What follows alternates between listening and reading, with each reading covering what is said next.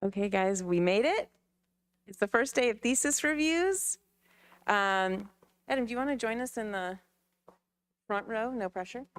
Okay, well, welcome. Congratulations to the students. I'm going to have the jury introduce themselves while I sign into Zoom. But I think everyone knows the structure. The students will be presenting their final Masters of Architecture thesis projects, which is a huge feat. And we're really excited to have conversations with them and the jurors today. The students will present for up to 20 minutes, and then we have 30, 40 minutes for conversation, concluding with the chair. And I'll have the jury introduce themselves.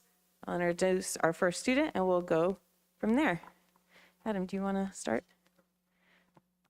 Hi, my name's Adam Bresnik. I'm the key distinguished professor this semester. Most everybody, I think, back there knows me. I was a graduate of the University of Maryland, and then I went to Princeton for my master's degree, and then I got a PhD in Madrid, and I've been practicing and working in Madrid for the past 32 years. So it's kind of coming home and seeing the work is really amazing. So thank you. Nice to meet you. I am Antonio Rebello. I'm also a graduate of the University of Maryland Architecture School. I am a partner and director of design with Grimm & Parker Architects nearby. Glad to be here. I'm Jennifer Zhu. I graduated from Virginia Tech with a Master of Architecture degree and a PhD in Environmental Design Planning. Right now I work at George Mason University in the facility department and also adjunct faculty here at the school here in the University of Maryland. Good morning, I'm Megan Jancy, a principal with MTFA Architecture. I graduated from Catholic University, and I'm the director of sustainability and work in a community studio focused on multifamily housing, schools, K-12, and university work. I'm Nandor Mitrosak. I am a senior associate at Cunningham Coyle Architects in Georgetown. I've been there for 14 years. I am also a graduate of the University of Maryland School of Architecture, proudly. Undergrad 2006 and grad school 2008. It's happy to be here. Good morning. My name is Mark Lawrence. I'm a graduate of Catholic University and then have a master's from GSD and am one of the principals at L Studio based in New York and Washington. Might as well have the faculty introduce themselves. I'm Matt Bell, faculty member here. David Cronrath, faculty. Julie Gabrielli, faculty. Do you want us to still be vamping, Lindsay? Yeah. Oh, we'll continue then. Brittany Williams, faculty. Marcus King, faculty. James Tillman, faculty. Ralph Bennett, faculty. And I give the mic back.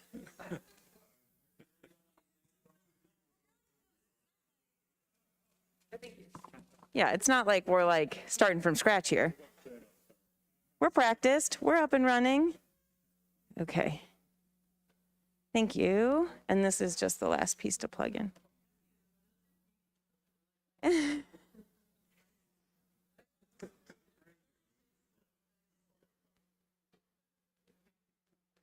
Okay, we are live. We are on Zoom. That means we are also on the live stream. Here, let me move this, please. So it's not, it looks great. It's fine. Okay, so up first we have Kathy Gilday, who's chaired by Ralph Bennett. And I will let you introduce your title and your project. Hi, thank you very much for coming today. The title of my thesis is Reimagining Housing in Montgomery County, Maryland, and it's bringing flexibility to single-family zoning. I just want to aside a special thanks to my committee chairman, Professor Ralph Bennett, for all his assistance. Okay, I gotta handle all this stuff.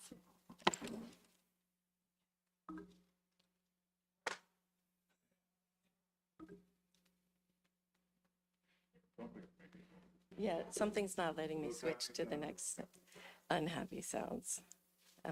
This is supposed to work. Gonna try that. Okay. There we go. Okay. Okay, that's pixelated, so look over here. The single-family home has been in existence as long as homes have been in existence. But in the United States, which was started as an agricultural country, the building of single-family neighborhoods took off in the late 1800s and really took off after World War II was over. Now, Montgomery County is the focus here, and a lot of land was, there was a trolley coming up from Washington, D.C., and a lot of land was purchased in Southern County. But by the mid-century, much of the farmland in southern Montgomery County had turned into single-family housing. Now, okay. Now, sorry, this is too much stuff to handle. So I propose, this thesis proposes to increase the flexibility of housing in single-use residential zones using missing middle typology. And this challenges the current zoning that's in place. Now, this is not a recommendation to eliminate single-family zoning at all. It's just to encourage more flexibility in the zone. Now, Montgomery County is experiencing a 10,000 unit deficit. It's estimated by the Center of Government for the metro area by 2030 to be 10,000 units down. And we need to address this.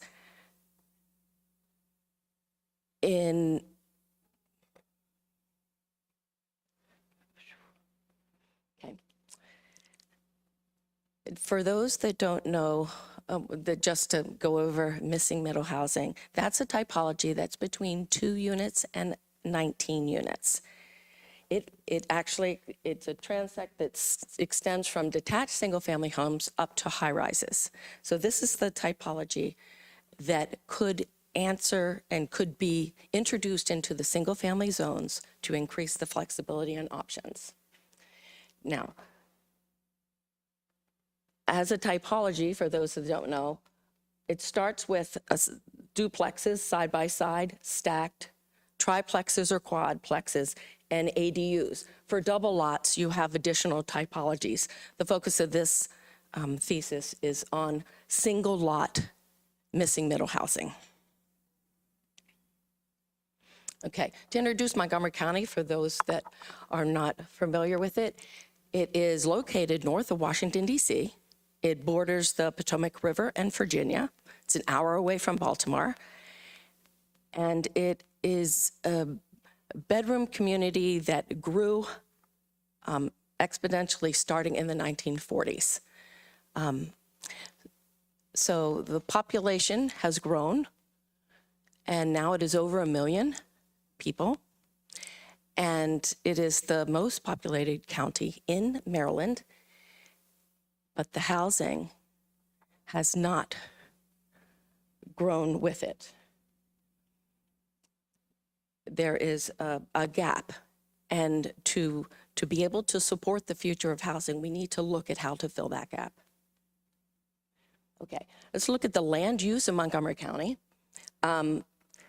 There is an agricultural reserve on the northern edge of the county. That's 93,000 acres. It's 38% of the land. There is some building there, but it's very sporadic, spread out. And that's not even the over 5 acre area.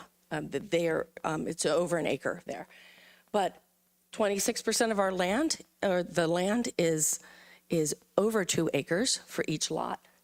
And half of it, almost half, is over an acre.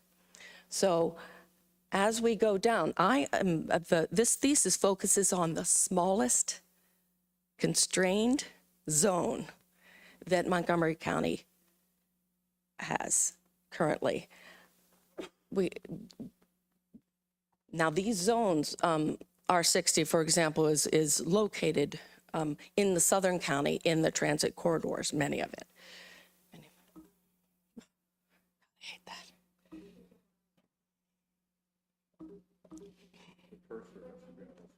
Oh, yeah, this is, come on.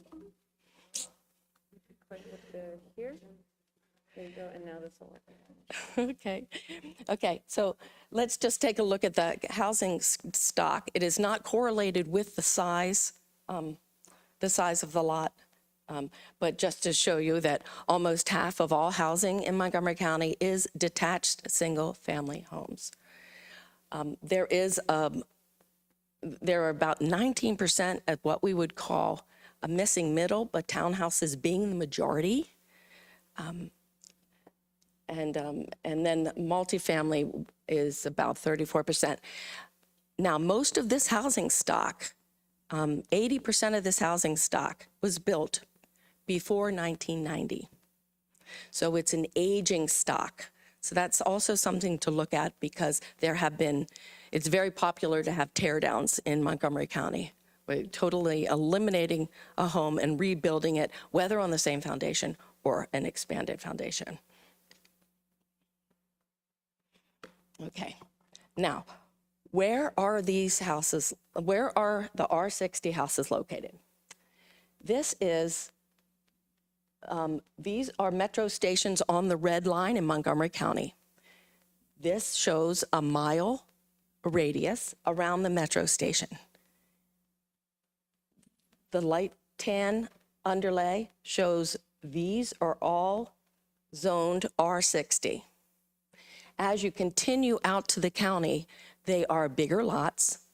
Like R60 is 6,000 square feet minimum. But like this is R90, minimum of 9,000 square feet on up to Upper County.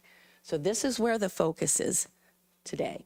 It's to look at increasing the flexibility in these areas that are close to transit and close to commercial zones. All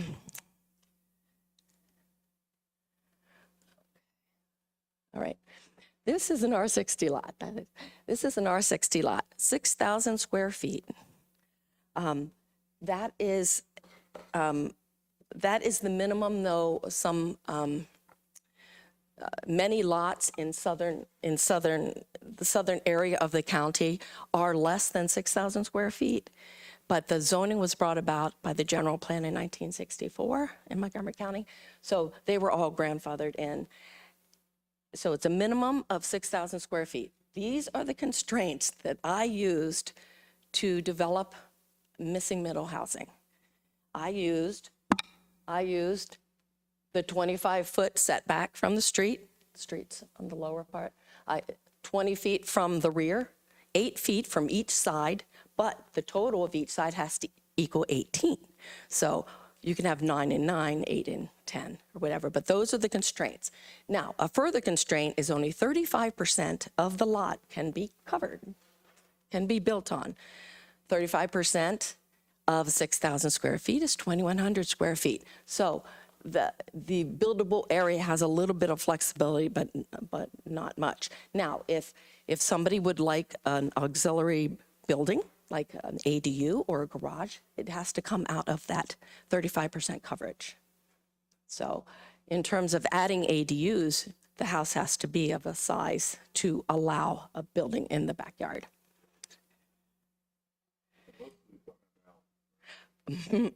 No.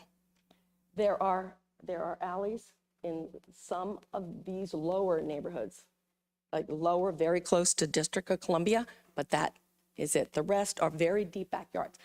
Now, an interesting fact is I'm going with the 6,000 square feet, but the average R60 lot is actually 8,200 square feet. So it's actually more spacious than this.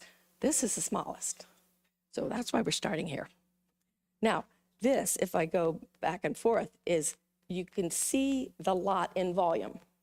It allows a building up to 35 feet at the ridge, 30 feet if it is a flat roof, or the median of the ridge. So you can see it in volume. Okay, so So the focus now is on side-by-side duplexes, stacked duplexes, and a triplex. There are ADUs allowed to be built, so I'm in the county, so I'm not focusing on that. There was a law in 2019 that reduced the restrictions on the ADUs and did allow them, but with a missing middle typology as a duplex, let's say you have a duplex, you want to put an ADU in the backyard, that would be against regulations. So that would be something that would increase flexibility on a lot. Okay, these are possible occupants of the missing middle housing. I looked at this in terms of the intergenerational housing, singles, older couples, and residences that could be shared by members of the family, friends, or even an owner and a tenant. So this is like the spatial organization. You can have a space inside the house that divides the house in two. You could have different floors. You could split it in half. You could have different wings for different tenants or occupants, or you could have a separate building like in an ADU. All of these have to be within the 35% coverage and within the building restriction lines, except the ADU can be backed up further on the lot, but there are, but it has to be within the coverage requirements. Okay, so I took a look at some of the basic forms that are in Montgomery County, and there are different ways that you could split a house, or if you build a house, you build it knowing that it has different sections and divisions. And this is just for people that don't know Montgomery County. I just want to show you some streets that are located, streetscapes that are located near the metros, to show you the kind of homogeny, how the buildings meet the street and how the setback is even all the way down the street. Okay, so we'll take a look at two neighborhoods in Silver Spring. And this is the edge of the circle of the mile, but this is the purple line that's coming in. So it's another permanent transit opportunity for these residents. So this is Sundale Drive, and then this is Stratton Road up here, just to show you the type of housing. Okay, they typically capes and colonials, they all maintain a street edge of the 25 feet, they're allowed to build out 8 feet with a porch. And then we have Bethesda, which Leland Street is surrounded by, this is multifamily housing and the commercial zone. So it is completely surrounded, and it's still R60. Exeter Road is about 2 blocks back from the commercial zone, and 45th and 46th Street, this block actually faces the back parking lot of the commercial zone. And the reason why these are identified is these are most likely the first types of housing that would change. Now, Leland, just a note on Leland, that on the street itself, there are 12 buildings that are not owner occupied. They are rental units, and they're very large houses. Okay, so this is 45th Street. This is on the edge. This faces up the back of a commercial zone. This is the next block back. It's very eclectic, many different styles. And then Exeter is mainly colonials with small porches. And then Leland Street has very different. The original houses on Leland were very small, about 950 square feet on the first floor. And now there are a lot of tear downs. And you'll notice there's one, or there's a parking court in the front of that house. So it's and that was approved. But that type of thing allows for parking, more parking for more occupants. Okay, So I took a look at, so a duplex, a one-story duplex. I guess I can look at it here. Where I have one of the units in the front, maybe a pre-existing unit, and another unit in the back. It does cross the building restriction line, but it could be considered an ADU. That's, you know, one unit, the second unit, appropriate for single adults, couples. It is one bedroom, one bath in both of them. Oh, they all have access to green space. Get over here. This unit has a porch on the side. This would be their green space. You probably wouldn't move here if you wanted a big yard. This would go with unit 1. This would go with unit 2. But they're both one bedroom, one bath, driveway, but there is room around the property for gardens and plantings and things. No, we didn't do that. My constraints are R60, 2,100 square feet maximum on the first floor. So trying to, every one of these is no. But just saying that there could be a smaller house in the front and another one could be positioned in the back. It actually doesn't have to touch, but that gives you more backyard if it touches. Yeah, but it doesn't have to touch in this situation. Oh, that's a good question.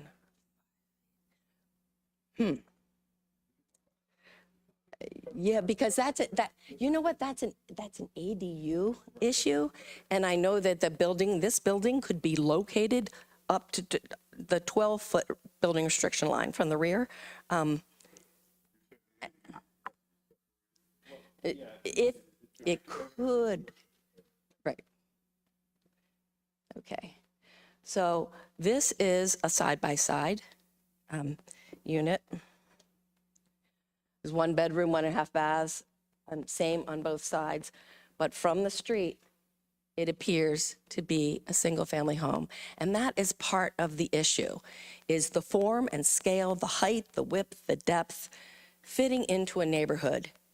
And I won't say not upsetting the neighbors, but if it fits in, because the two doors are located under this porch, and the entrances are there.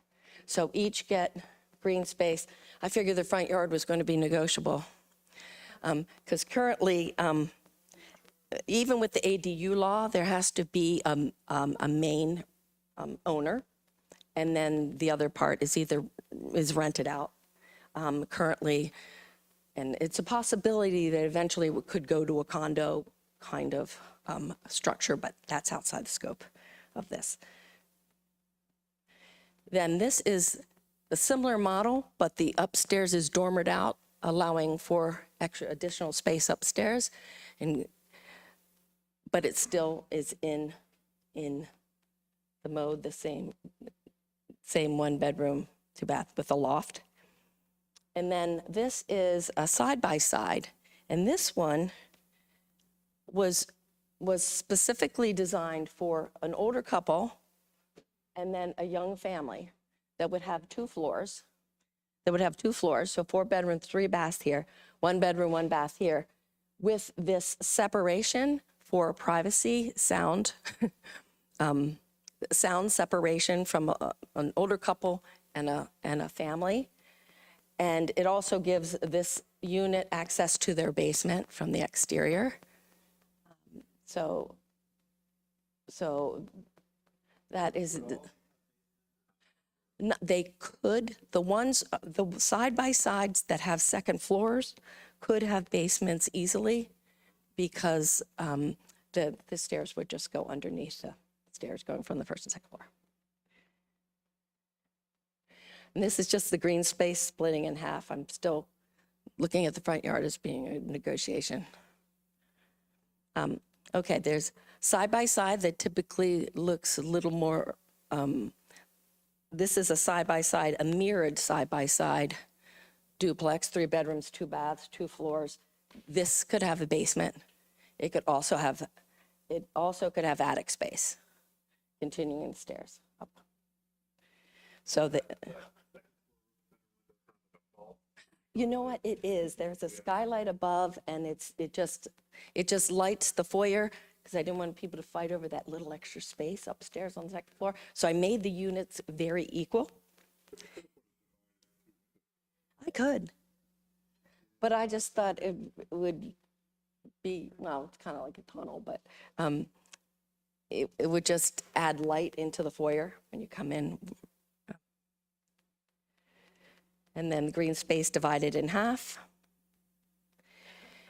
And then this is a stacked 2-story, meaning you walk into the building, you can go to one unit on the ground floor and another unit going up the stairs.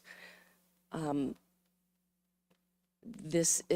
did not do the green space because typically, well, that definitely will be negotiated because the person on the bottom has a patio out back and the person upstairs does not at this time, but they could.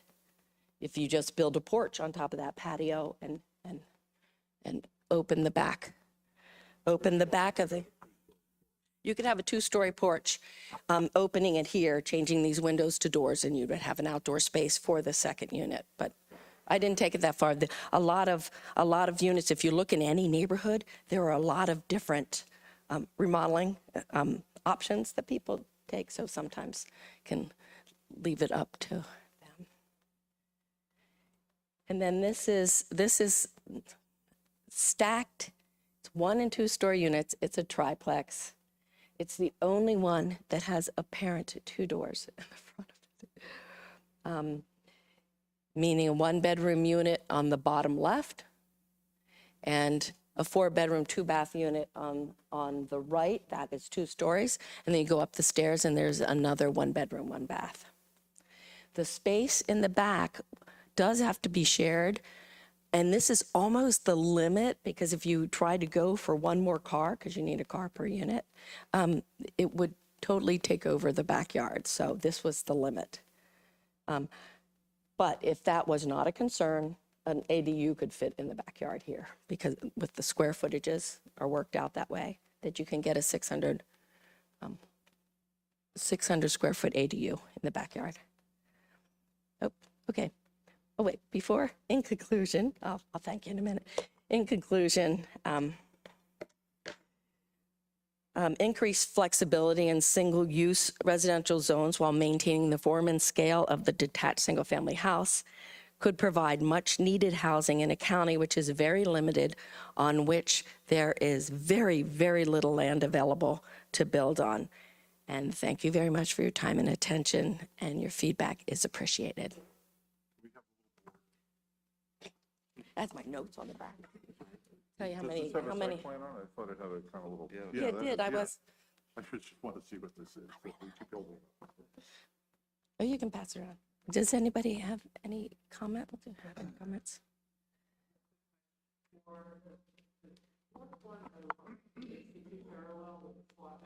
Mm-hmm.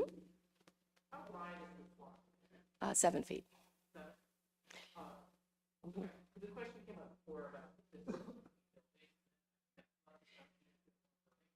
But you could look at it as an interior courtyard. If these were separated, then the distance would be an issue. Do you see, if they were separate buildings totally and not connected here, then other restrictions would take place. Right here, yes. This stair goes to the basement as well. This is just an outside thing, like for a family, like a utility back. These people have clerestory, these are clerestory, so they don't see the stuff that the people put in the back. Yeah, so the lighting comes in here, and then they have windows and right here.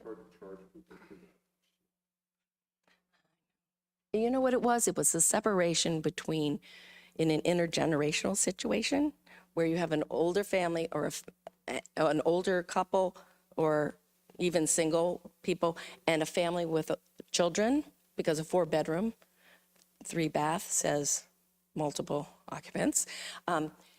It's possibly a noise issue. You could, yeah, these are like double walls.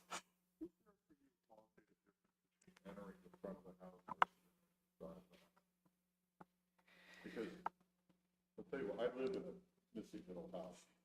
When we bought it, we didn't think it was particularly missing, but it has a side entrance. Mm-hmm. Kind of faces the street, but it has a side entrance. It seems like most of the types you've developed here, you've gone out of your way to make the front door face the street. I have. So is there any thought behind I have. Well, the ADU law says you have to face the rear or the side. So I didn't want to, I wanted to make it single-family home-like, but this would be one where the porch goes back and you could have a door in here. Like there are some possibilities of some side entrances, but I wanted it to face the street and appear like its neighbors. It only, the reason I asked the question is because it begs the sort of domain issue about whether I have my own front door or not. How many of these, have a joint front door, and how many of them have, one person goes in the front and the side yard entry to the second unit, which is also very common. It is common, yeah. It begs the question of the levels of privacy that you assume from that, right? That everybody, are you saying that everybody has to have an entrance in the front? No, for example, this unit has an entrance here on the side as well as the front. This was just designed to look like, I hate to say look like its neighbors. You put it as the entrance on the side. Yes, yes, I could have. But a lot of people like to enter into a living room or a foyer before, instead of entering into the kitchen, which was the mid. And we're getting into the Okay. like the way that you brought us to this discussion has been great. You've done a really good job of like framing the whole conversation. I'm somewhat familiar, but not as familiar as you are with some of the conditions that you've been dealing with. I think you've done a really great job of like documenting the situation and framing the thesis really well. Tremendous for that. Okay, thanks. And so I understand big picture what you're doing, and I see how you kind of step down to look at these particular types. And it's a really exciting discussion or a bunch of questions, and I have a lot of questions. But one place where I think, or a couple things I think you could do to reinforce the argument. One is, in all of these, it might help to have some sense of what the neighbors are doing, and a kind of discussion about, is this meant to kind of, it seems like it's meant to sort of blend in and work within the massing of the street. And so there is a kind of site, even though you're kind of generic. Yeah. That's mine. Yeah, I don't want to see it. I know, but. Understand the bigger ground situation. Okay. So that's just one. Okay. That's a small. These are all kind No. of small things. The other question is the relationship of bar and entrance and yard. These are your big, and I'm sure you've sketched a bunch of that. So that, but like the thing, like so that you then prioritize. And I know you're dealing with all of them. It's very clear that you are. But like, what is the most important piece? Is it the entrance? Is it the car? Is it the yard? Where do they fall? And is there a minimum size for the individual yards that you're trying to make sure that you're maintaining? Because it seems like they're different in all. They are. Okay. They are. It's not based on square footage as much as the parking. I prefer it in the front, so there's all green space behind, but that is not always possible. You need 1 car per unit, but in Montgomery County, it's almost 1 car per occupant over the age of 16. So a lot more parking is needed. But these lots do not lend themselves to the width. You have 8 or 10 feet, and this is an exception, having 2 curb cuts. But that missing middle too, for me, like if it's a family with a single child, I think like there's sort of 2 ways I can see that playing, or 3 ways, I guess. One is that they just sort of buy into the situation and there's 2 cars or 3 cars for a family of 3 if there's a teenager, or other modes of transportation are kind of encapsulating some of that environment, some of that audience, or at that point, like it's a leading point to another. Okay. Or street park, or you got that. On-street parking, correct. Some of the streets are very narrow, but as you get closer to the, some of these are 22 feet wide. But they identified just housing within a mile, not that you want to walk a mile, but within a mile, it's doable, it's walkable. But the closer you get in, the fewer parking requirements you have. If you're within a quarter mile, you only need a half a car per unit, and that would give you more green space. And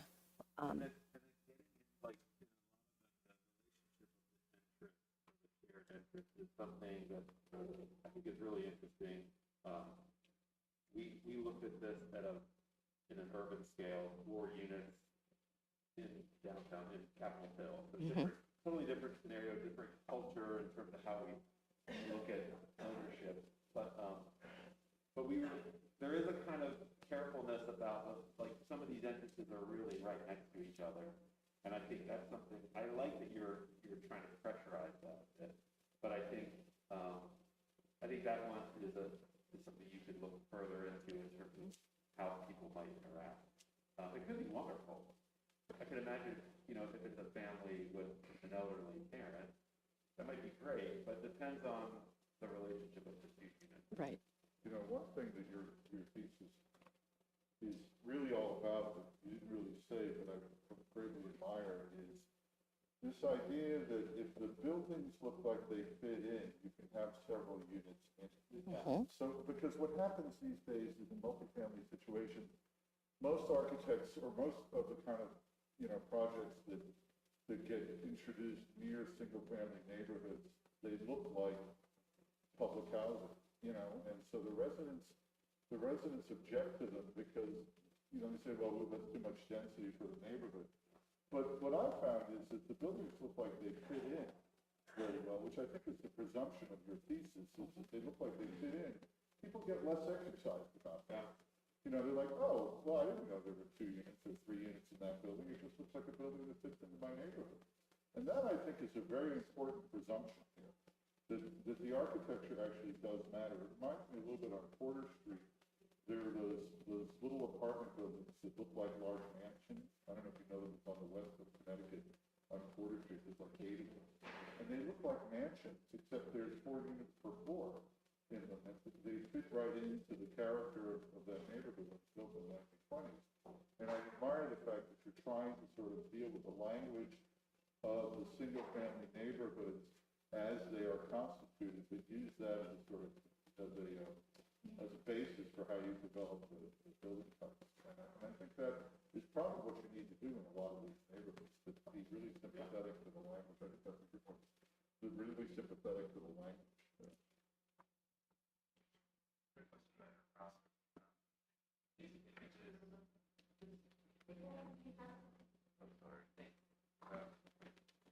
To me. Good afternoon. Thank you for your presentation.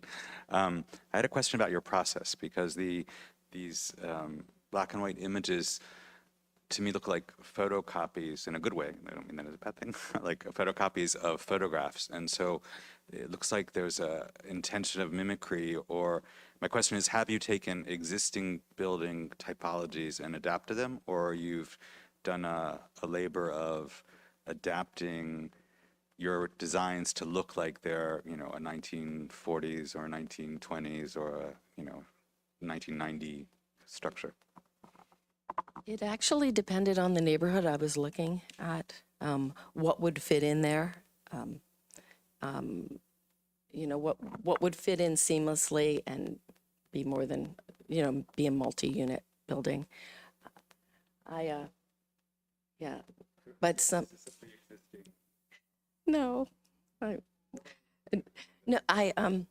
there's a neighborhood of similar style, so I I sort of used that as a precedent, some of the styles in the neighborhood, but I didn't exactly do, have all the same kind of landscaping or the same kind of porches or even windows.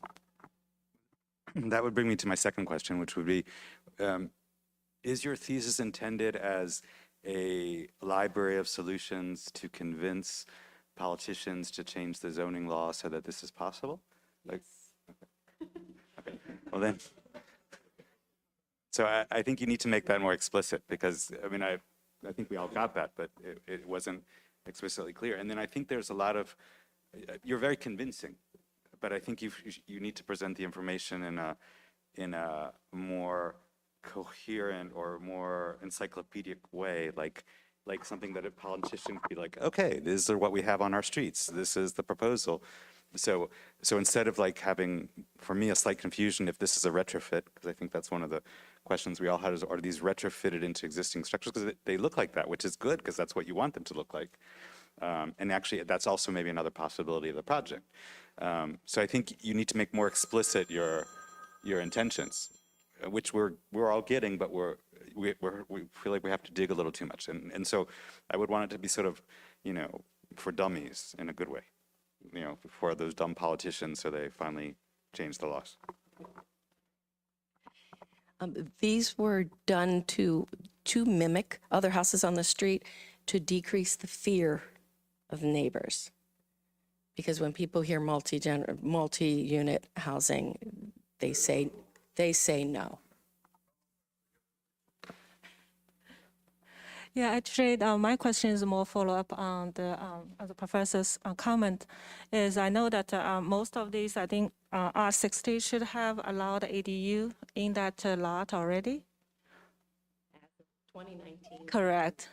Right. So I was thinking about the ADU is more like a 1.2 occupancy. I mean, families instead of single family.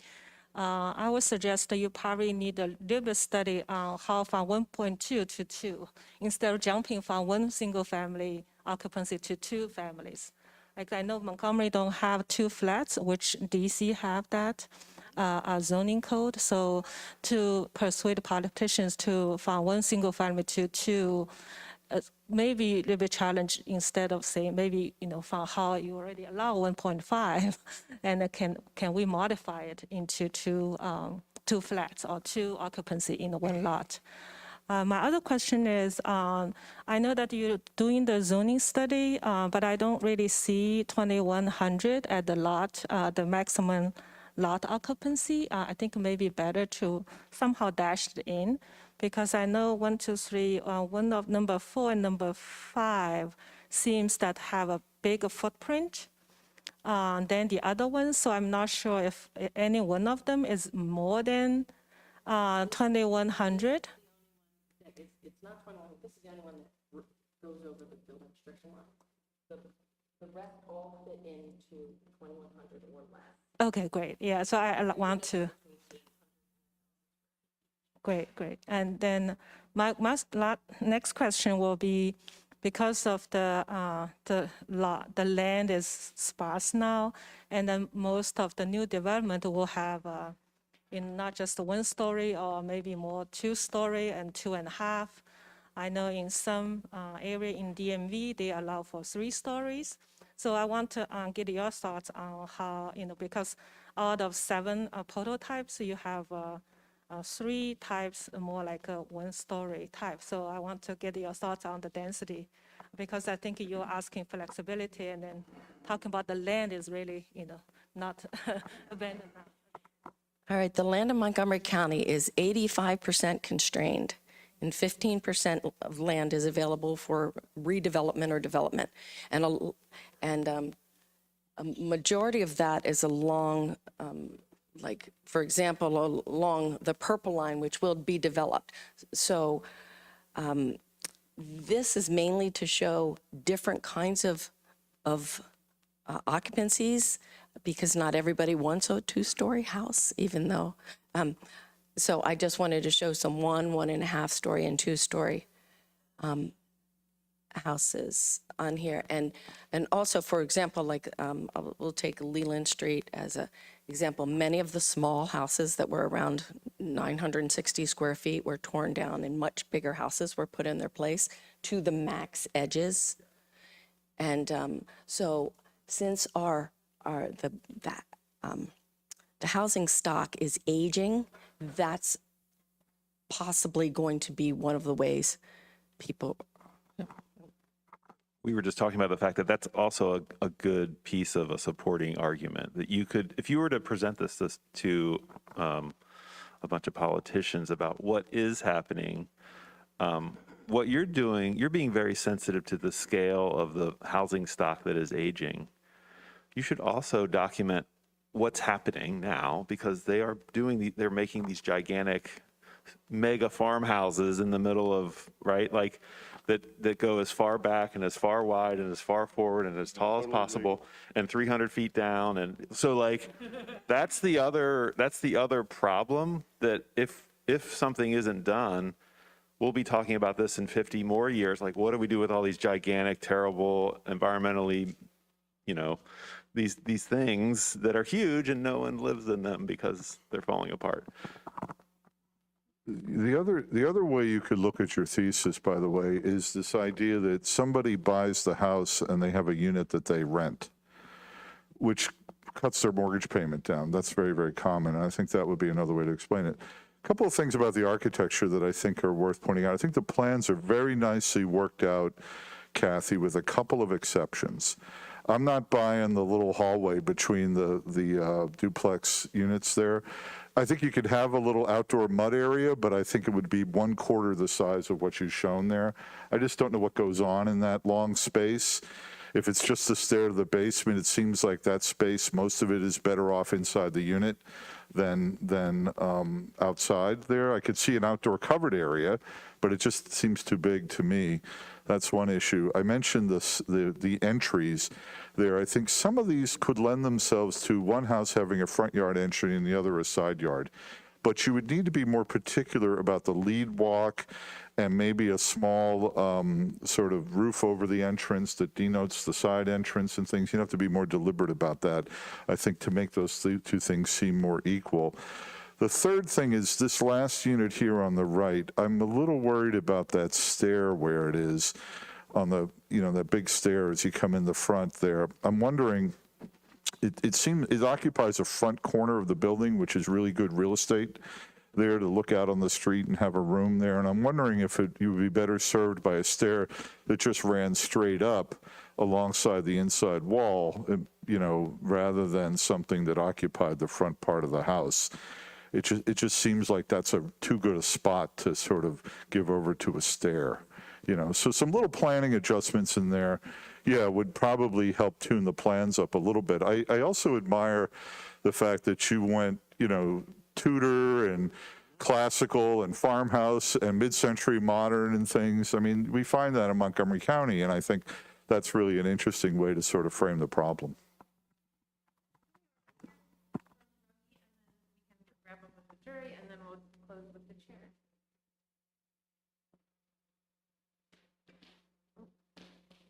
Roni, are you there? Oh, Roni, we can't hear you. I don't know why. Yeah, go for it, Andrew.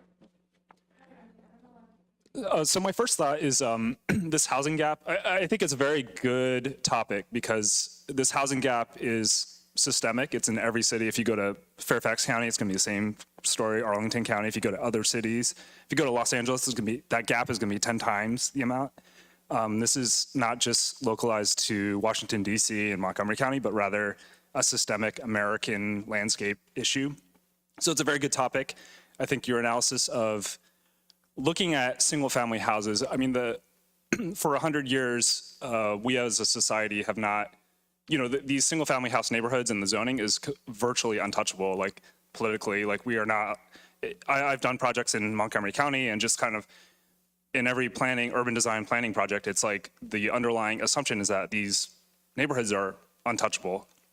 And, they take up so much of the landscape. Your pie charts kind of illustrate this. And And, you know, they're so space inefficient, unit inefficient, the density is so low relative to what we could be doing to attack this problem.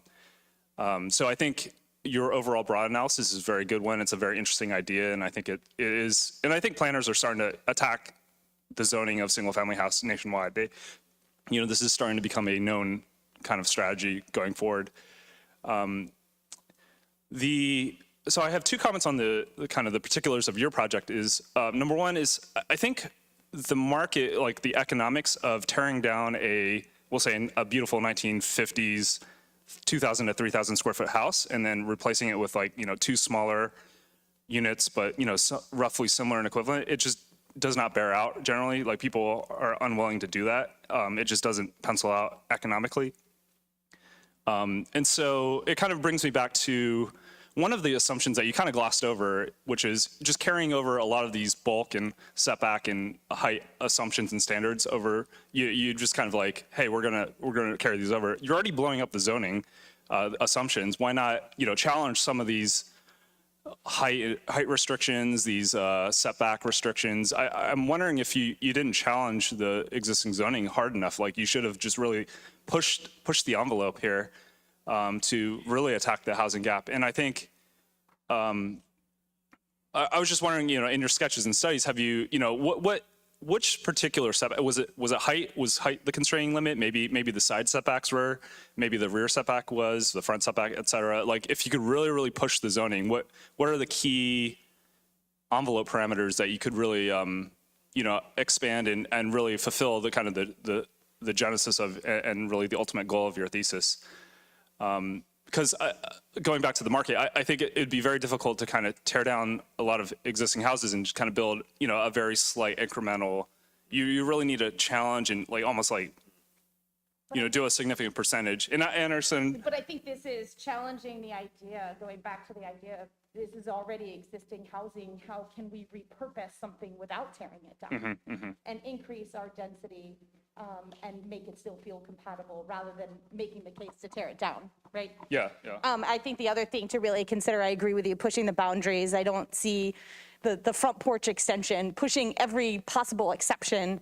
But I understand, I think the hardest one is going to be your two families. Like, how do you have young families and outdoor space and cars and livable space, and really pushing the boundaries on that in order to make these. I mean, I think the single stories are probably the hardest to justify, I agree, from a tear down and rebuild.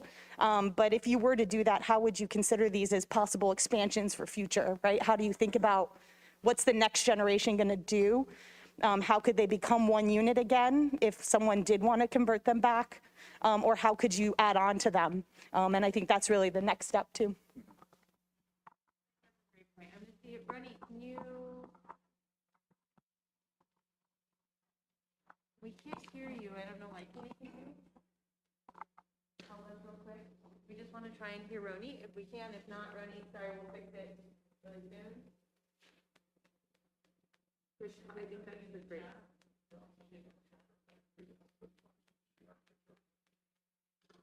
Ronnie, we hear you. Oh, okay, great, thank you.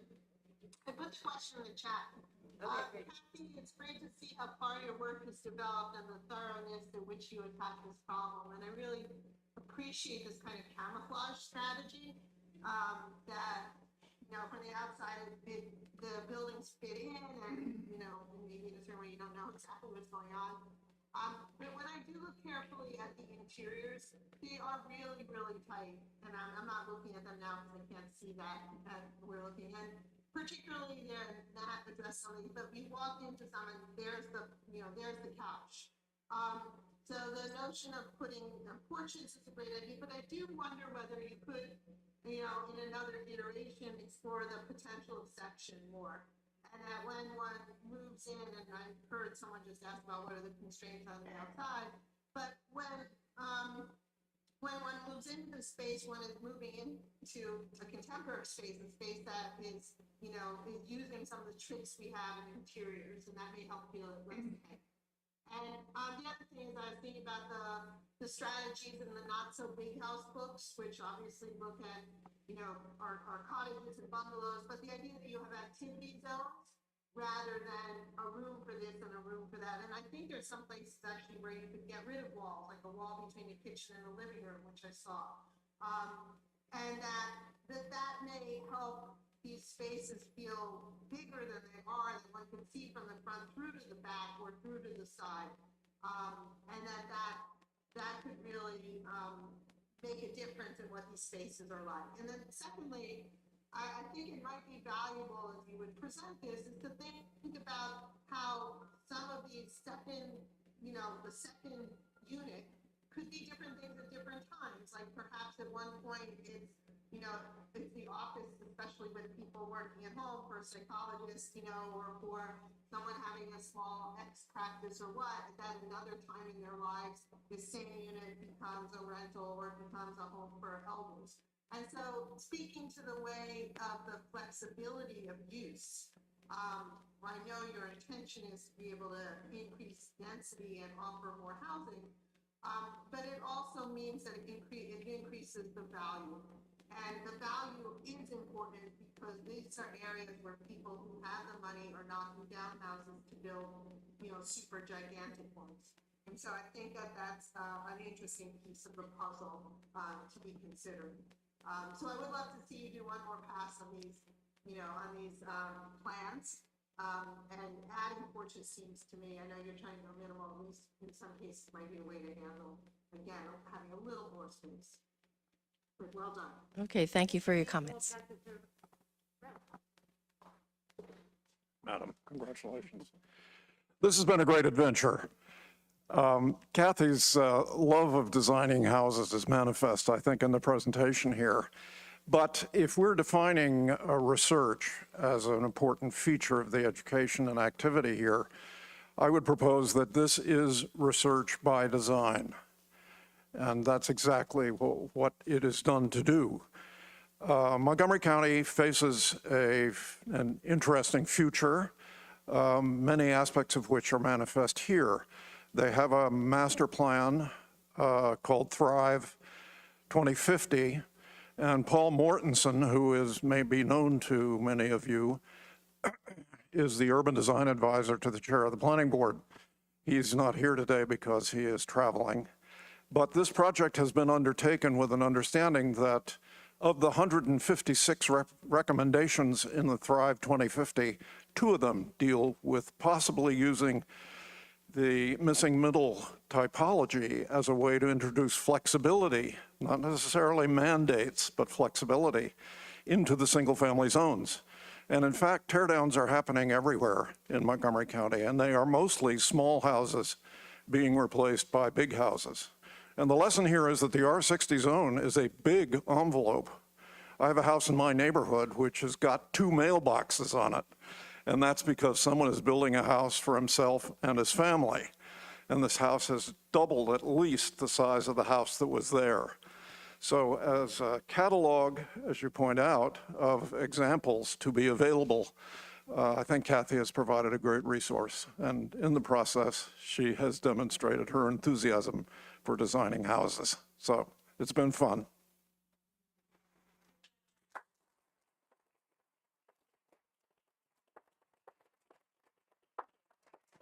Okay, thank you, jury. We're going to rotate 90 degrees clockwise.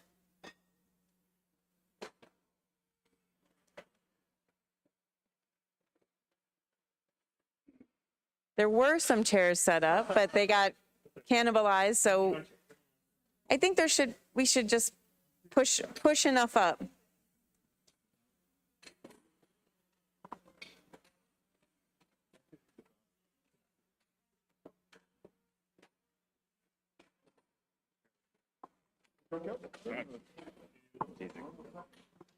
Okay, next thesis presenter is Rachel Archer, who is chaired by Matt Bell.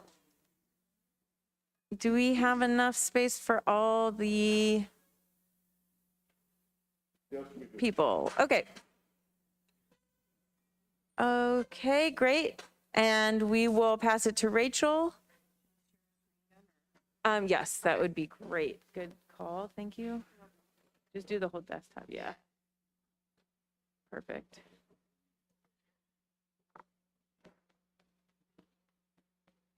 Okay. Okay, so hi everyone. My name is Rachel, and I'm going to be talking about social development in Philadelphia specifically. So my thesis centers around the idea that Philadelphia had a street hierarchy, and for hundreds and hundreds of years, its row houses were built relating to that street hierarchy. And recently, as modern developers have kind of been knocking down these more historic parts, they've kind of been replacing it, not kind of respecting the hierarchy at all, and building stuff that doesn't really retain to the history of Philadelphia. So if you look at these three maps, the first one is the current construction areas of Philadelphia, mainly around Center City, just right outside of the historic areas of the city. The second one is the areas of affordable housing that are needed in the city. And if you overlay the two, you can kind of see how the current construction and the affordable housing are not related at all. Where there is currently construction, no affordable housing is being built. So we're going to take a look at one of these kind of newer developments. This is in Fishtown, which is under heavy gentrification right now. This is all new development within that city, or within that neighborhood, excuse me. And these are two photos of that actual development in street view. As you can see in the first one, the street hierarchy it's a really small street. It's about 5 feet in dimension. That's not up to code today, but you know, what are we gonna do? And the other one is a more primary street. But as you can see, the housing built on both sides of the street, is the same exact house. It is a single family house. There is no room for anyone to live there besides a single family. If we look back at Philadelphia and the plans that Philadelphia had in its history, and started with the William Penn plan, the very famous William Penn plan. But as Philadelphia became Philadelphia and the density increased, the Penn plan was divided and subdivided to create secondary and tertiary streets that developers then took and built levels of housing on to create opportunities for multi-income blocks and for everyone to afford a house anywhere they wanted within the city. So the first step of my thesis was to go back and analyze this to understand it a little bit deeper. Starting with the streets, so I understood how, this was a study of 4 Penn blocks. So starting with how the streets were dividing the Penn blocks, how secondary and tertiary streets were entered into these 4 original blocks, and then understanding the dimensions of them and how they related to the secondary, tertiary, and primary streets. And then I took a look at plot sizes and building heights and building widths and facades and everything under the sun that I could imagine to understand in these areas. And what I understood actually was how they created a complete block with multi-levels of housing within each of these block systems.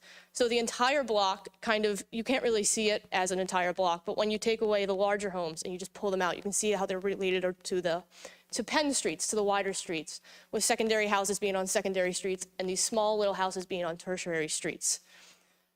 So I took that analysis and created a system of rules to kind of understand the historical Philadelphia blocks. This was my first set of 3 rules, and we're going to go through the next ones in a couple slides. As Philadelphia has modernized, though, the system has kind of been broken down. So these were the original primary street houses, extremely large, 5,000 foot square houses.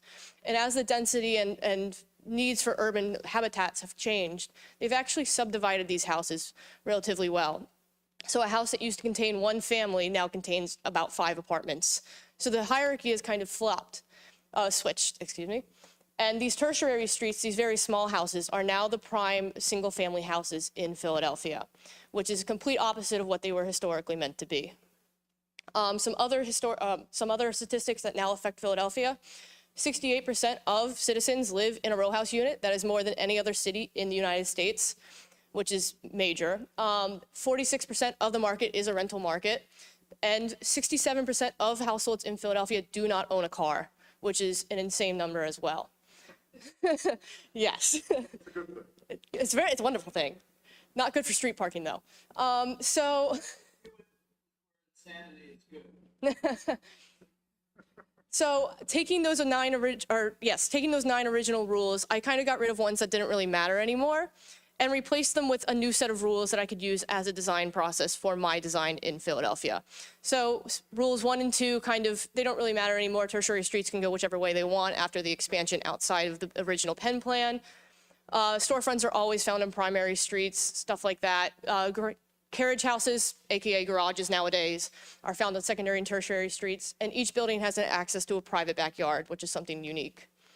So transitioning into actual designing this project, I wanted to pick somewhere that was right outside Center City because of the historical centers, along with somewhere that had a moderate rental price. Along, also, going back to the first map, somewhere that was be under current renovation and reestablishment, but also did not have affordable housing.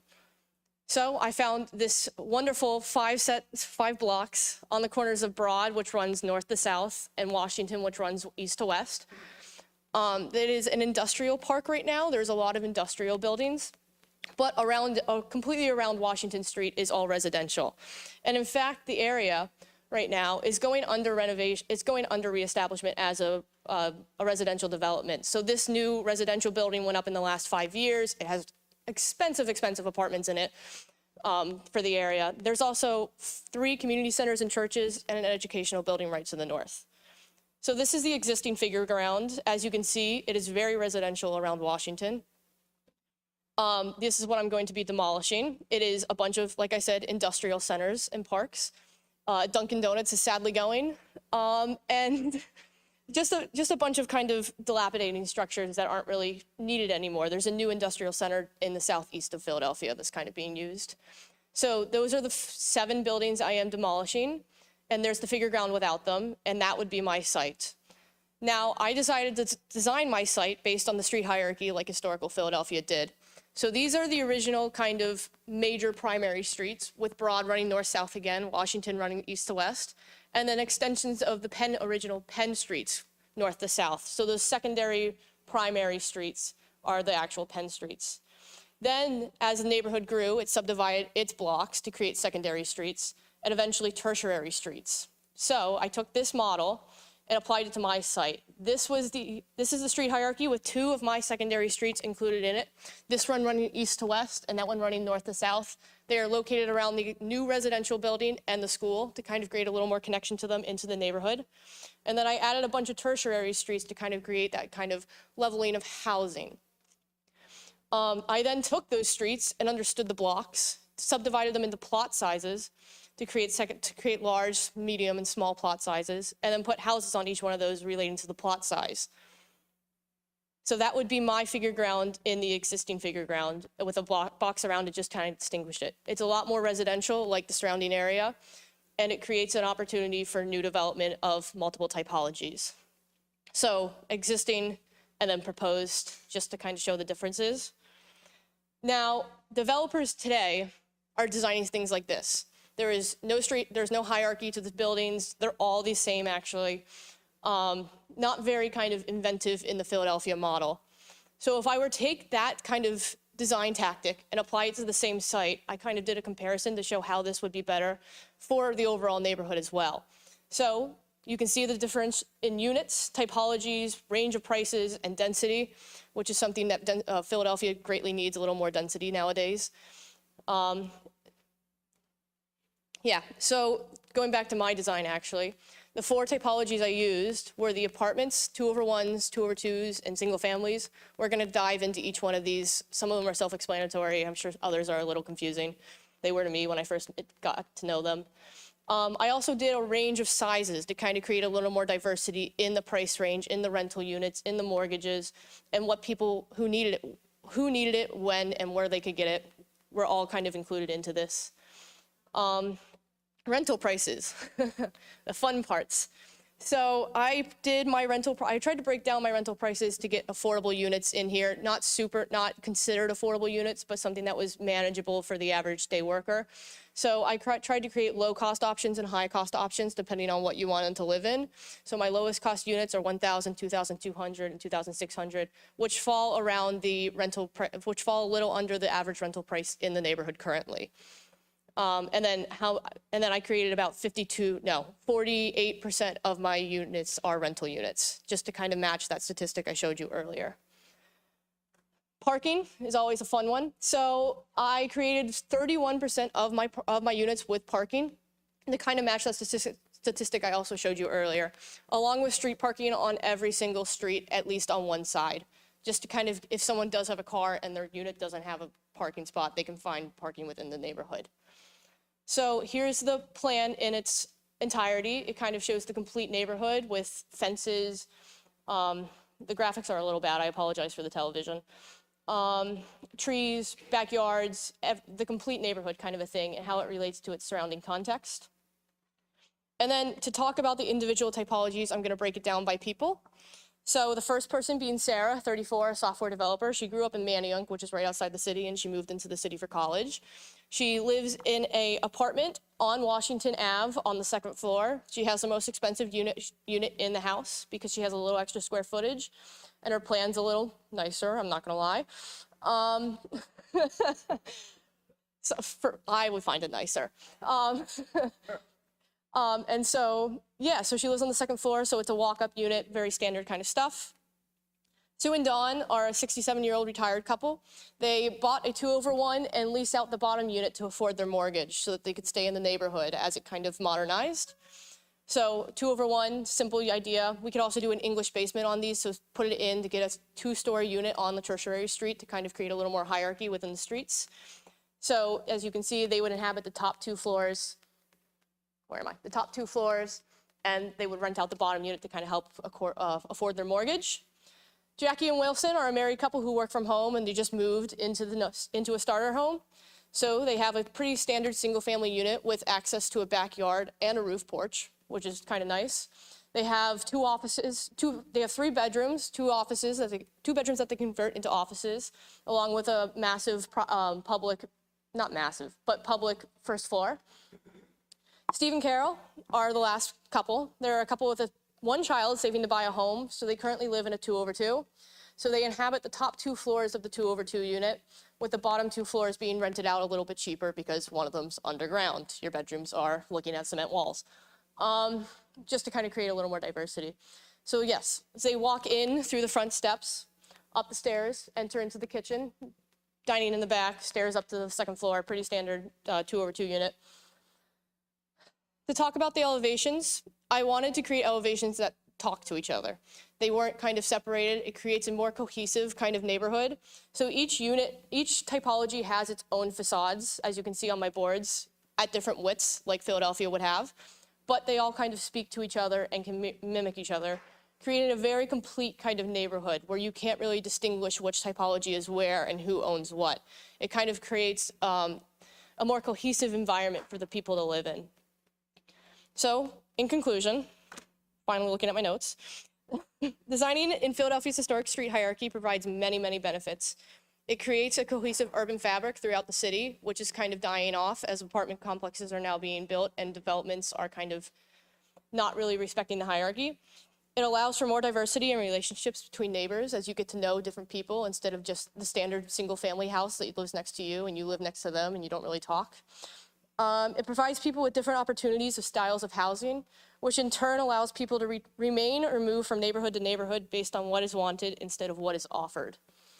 That is my conclusion, so thank you for your time, and any questions and comments are greatly appreciated.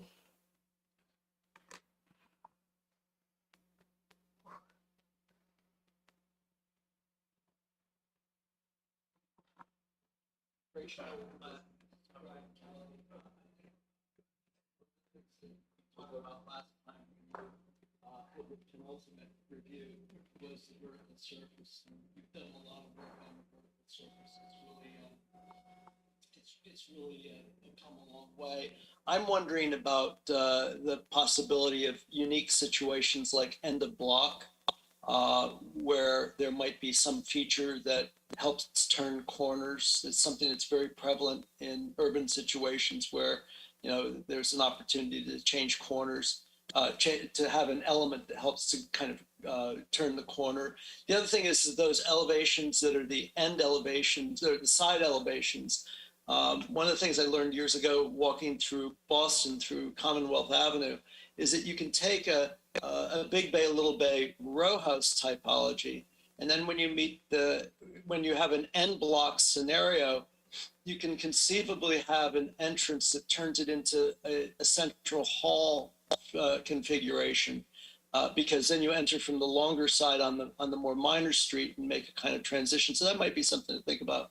The last thing is that there's on the northwest portion of your block on your site, there are a lot of end elevations that are facing onto that major street. And that's where I think I might modify the end block conditions to really respond to that major street so that it doesn't end up being sort of party wall onto that major east-west street at the northern edge of your site. I think you've come a long way. I think it's a really smart proposal.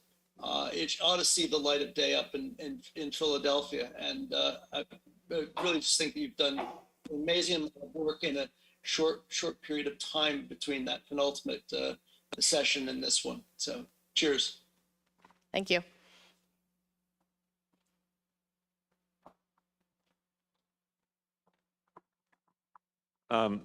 Yes, very, very interesting in I think in a lot of different scales. One of the slides that you had where you were comparing the Toll Brothers proposal versus yours, I think is quite, as a helpful piece to kind of push against. But I think you should add a few more criteria so that it's a really push that comparison as far as possible. And maybe some of these things don't matter. I just don't know, like, in terms of what is being offered from a parking standpoint. Because it's okay to say we don't need all of that, but is there a zoning requirement that forces Toll Brothers to provide parking as an example? And I don't know if there's, so that parking's one question. Maybe I think what's interesting is the figure ground, the relationship of outdoor space versus indoor space, height, or is the Toll Brothers plan taller? Because what's interesting about what you're showing here is you're proposing 762 units. They're only proposing 282 units. I mean, that's a big difference. And the area maybe of the unit types must, I'm assuming, make for some of that reasoning that they're providing bigger units. Yes, Am I? They're ignoring the hierarchies. Okay. 4-story units everywhere with parking on each unit, pretty much. And yeah, they have massive. So how big are the units that they're providing on average relative to yours? Okay. Even though, if I have 2 stories and they have 4, it's massive. I think the average they did it, it's like a 45 by 22 with 4 stories. Yeah. It's like the old houses. Got it. The old days. For a row house, that's huge. Yeah. Well, I guess the thing I'm interested in is, sorry, one critique about what you're, I mean, I really think this is an interesting thing to kind of push against. My question for you is variety. You might argue that Toll Brothers is going in one direction. It's not the right direction. It doesn't make sense for the market. I think you've started to build those arguments quite well. Is it possible that multiple types can live together? And you might say, well, I've shown you 5 different families living 5 different ways. The sizes are very similar, and it's one kind of solution, or it seems like it's a kind of singular solution spread out amongst a lot of blocks. And I think there is maybe a need for other program like retail. Maybe, on Washington to follow those rules that I set up. okay. So they have. So it has to follow the rule. It can never break the rule. Well, it can, Okay. but it's. Where? Well, hold on, you might want to go back to your overall chart that shows all the different unit types, but you can answer some of those. Okay, good. Yeah. I mean, maybe what you're arguing is that maybe the spread is wide. Where it's hard to Yeah. distinguish in what we see, the variety of sizes from a 16-foot to a 22-foot wide house. The features would be different. Yeah. You wouldn't size them all to look homogeneous. Yeah.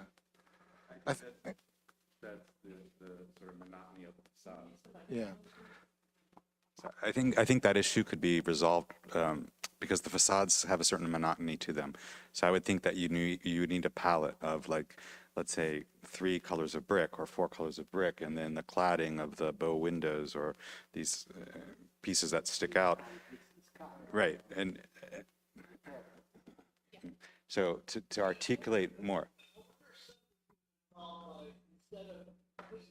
Which was a little bit in this little bit of what I was discussing with Professor Belva today, the difference between the wharf and City Bridge here in DC. The wharf was master planned by an architect, but it was built by a number of different architects, and so consequently, it looks like a city. It looks like it evolved over time. And I guess was that Eric Jenkins talking about the types? Who was that before Adam was speaking? Who spoke before? Mark. Oh, sorry. It sounded like Eric Jenkins. Sorry about that.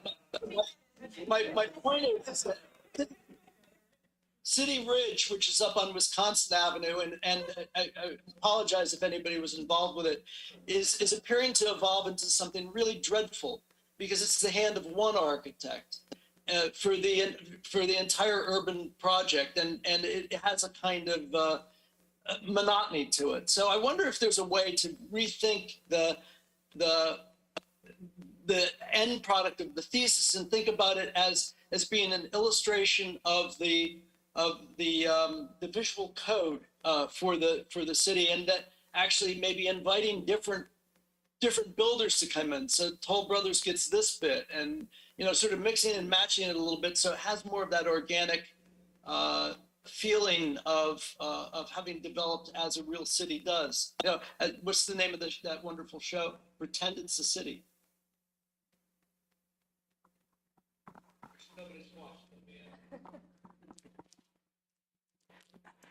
Rachel, I so much appreciate your theory here that it's based on the street hierarchy. I would say, I mean, we should be talking about what you've done, but I'm looking ahead to your future. And I think the next step for you is to get your real estate degree and then do, well, I'm actually not kidding, to do the comparative pro formas for the Toll Brothers solution versus your proposal. Because, as persuasive as the architecture proposal is, I think that you're going to have to prove that developers can make more money doing this type of planning versus the Toll Brothers type of planning. So, you've shown us the different numbers of units and so forth, but now I'm just so eager to see you rub it in Toll Brothers' nose that they could actually have made more money if they had, created your units instead of their units. Because this is, I mean, it's terribly important to find ways to fight gentrification. And that's, I think, at the heart of what you're doing here. You're saying, no, Toll Brothers, don't build the big houses for rich families. Build a real neighborhood where people of all walks of life can live together. So, cheers to your future career, and I hope that you will be able to make that economic argument and, get involved in planning that allows developers to see the possibilities here.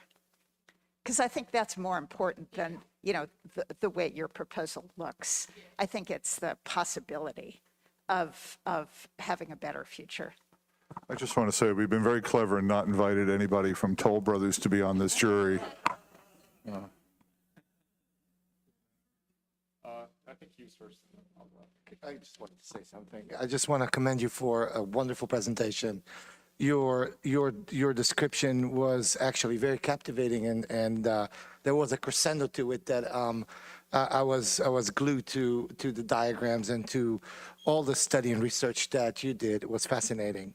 I think a lot that was said about the architectural resolution resonates with me. I think what is in my mind perhaps missing a little bit is an intentional, whimsical freedom to the relentless design of these elevations. I also look at things like Brian Kelly commented on the corners in those transitions. So the architectural solution to a wonderful thesis in terms of what you are actually planning for for the future and for affordable housing is fascinating.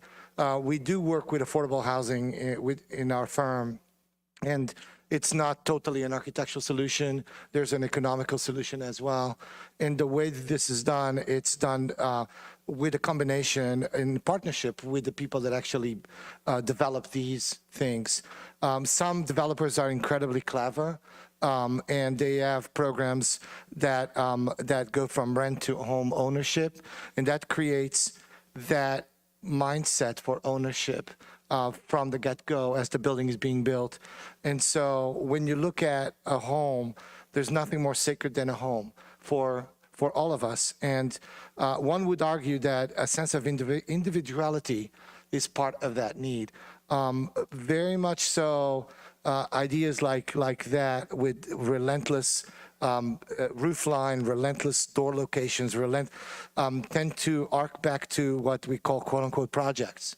And I think that going on to your future, if you do pursue this type of life and career, I think pay attention to that, because people aspire to something more, and that's part of the solution as well. But congratulations, great work, thanks. I think Philadelphia is one of my favorite cities in the nation, and I'm a little biased because my great-grandfather immigrated to the United States. He bought a house just south of this plant area on 31st and Tasker, and he lived in one of those houses, those townhouses, and my dad grew up in South Philly. And just kind of listening to my father growing up there and in this neighborhood, I think it was a big immigrant area in the early 20th century, and it was kind of this rich mosaic of ethnic neighborhoods, and it was just such a wonderful, it sounded like a wonderful place to grow up in and just kind of have a community. You had the Italian neighborhood and the Polish neighborhood and the Slovak Ruthenian neighborhoods kind of like all abutting each other and interacting with each other. It was a really interesting mosaic. And I think what's tragic, what's going on in Philadelphia today, and you've pointed this out with Toll Brothers, and it's happening in Fishtown, it's happening everywhere, is the homogenization of this past and fabric. And really it's reflected in the kind of the very boring and mundane architecture, but also like the planning and the principles. And so I'm glad you've highlighted that, and I think it's a really important thing to think about as architects and urban designers. Listening to my father and my family, growing up in this neighborhood, just kind of what some of the highlights were like walking down a block and seeing the Greek Orthodox church with the beautiful gold dome. It's a different typology, but it was the community center. It's like kind of the entire neighborhood was, just kind of gathered. They would have like festivals at the church and stuff. And so, that is part of the mosaic and part of the, you have these, and Mark and others pointed out, these different land uses that are important to the community, but not quite housing. Another, two doors down from my family's house was a bakery, a corner bakery. And it was just kind of a humble Eastern European corner bakery. And that, my great grandfather coming home from work would just pick up bread every evening for dinner there. And so I think looking at land use and different typologies within the mosaic here is important to kind of, not be careful not to, like Toll Brothers, the strategy is like homogenize the city, but rather add richness or preserve the richness. And then that carries over into the architecture as well. I think if you study the typologies of these row houses in South Philly, I was just reminded, my friend lives actually right here, and he invited me to it's called Porch Fest. It's one of the more popular community parties in this neighborhood, and it says it all, Porch Fest. It's like every house has a porch. It's an important part of the kind of vernacular typologies there. And there's a communal aspect of these porches. That's where you grab your 6-pack of Yingling and talk about the Sixers game, just on the front porch with your neighbors. I think looking at studying the vernacular and just kind of like thinking about, you don't have to like copy it, but just kind of thinking about the past. And that, again, we're trying not to homogenize the city, but rather preserve the richness and the mosaic qualities of it. Thank you. Great thesis. I love it. Just quickly, yeah, very wonderful presentation. I learned quite a lot, and I like to have your all these diagrams and analysis. I really learned a lot from it. Just a quick one comment is I know that you highlight a lot of green area between the backside of the building, and then also look at your different height analysis. I'm wondering, I know the studies, of course, is more genetic to say different type of buildings. Around maybe add a little bit because you have a true site and you have a true south facade and you have a back facade. So maybe some of the lower unit could be, give more light to the back alley because we don't see any front porch. Maybe the neighbors will get in the back and talk to the others as a community building thing. So that's one just the aspect to kind of break down a little bit of the front facade because of the street facing different orientation. I think I agree with a lot of these comments, and I think as an architect, we are always looking for what's the next step. And so I would love to see that study of the landscape and what happens on those outdoor spaces. You do have a central green, but I think as an urban design solution, also starting to think about what happens to the impact to the neighborhood, the quantity of people you're putting into a 5-block radius. Just trying to understand what are those other services, schools, community centers, how do you even do trash pickup? Like those are like the next level of thinking and really trying to understand how to integrate those spaces and really create that hierarchy that I think everyone's looking for. So job really well done. Love to see that next step.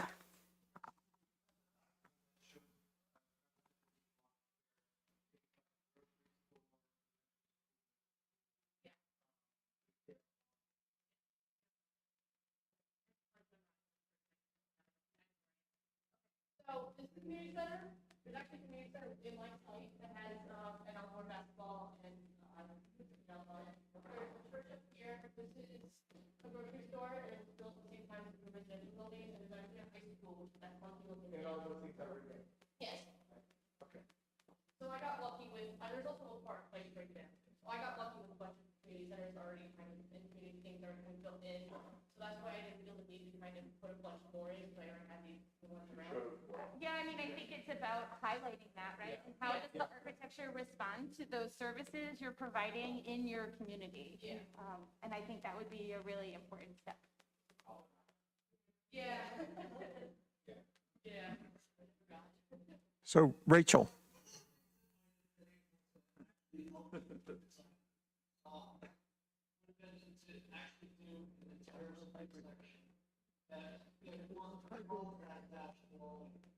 And then look back at not only the existing facades of Philadelphia buildings that have grown organically, but then how your buildings fit within your block, either apart from or pick up on the rhythms and the character of this. It's cool. Maybe not, maybe you would have shown it at this, but maybe it's cool to just help you to sort of gauge through the development of the service. I think it's really smart. Really well done. Rachel, I want to congratulate you on pursuing something that I think is very significant, and that is looking carefully at a context and exploring how we can learn from that context and add richness and variety and diversity to our environment. And being a longtime Philadelphian, I can imagine walking around in these streets that you're creating in the same way that I explored Center City, Philadelphia, so many Saturday afternoons. But I agree with what Brian Kelly said early on, that maybe there were urban design opportunities in the way in which you develop the facades that would be interesting to pursue.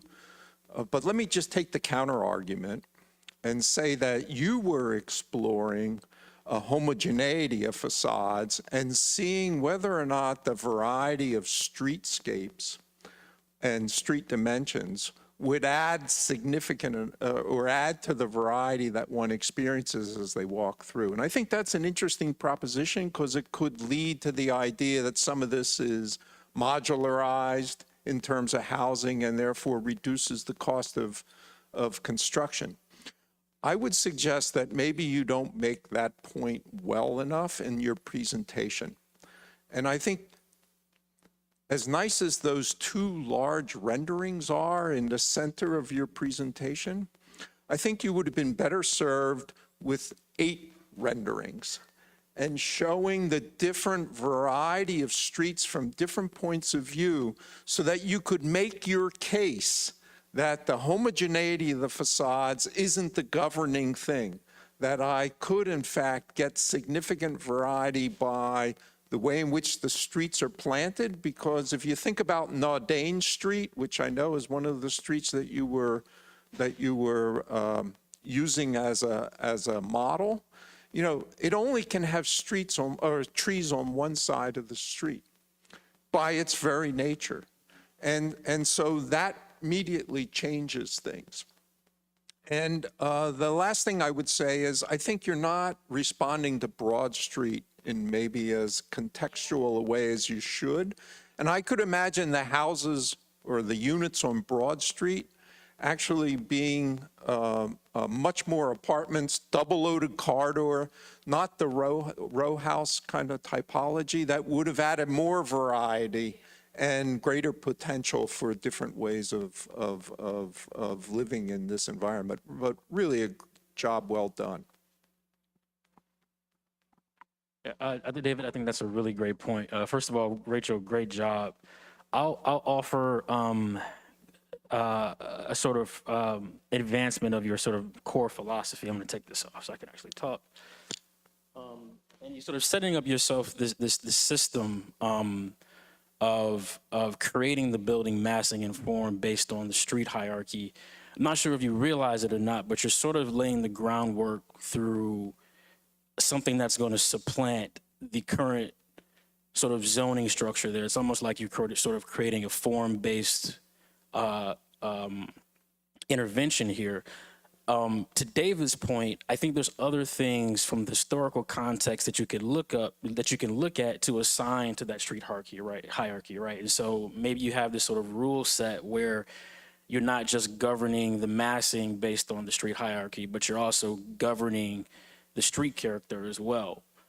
What side has a tree, what doesn't, because of the sort of slenderness of the public realm.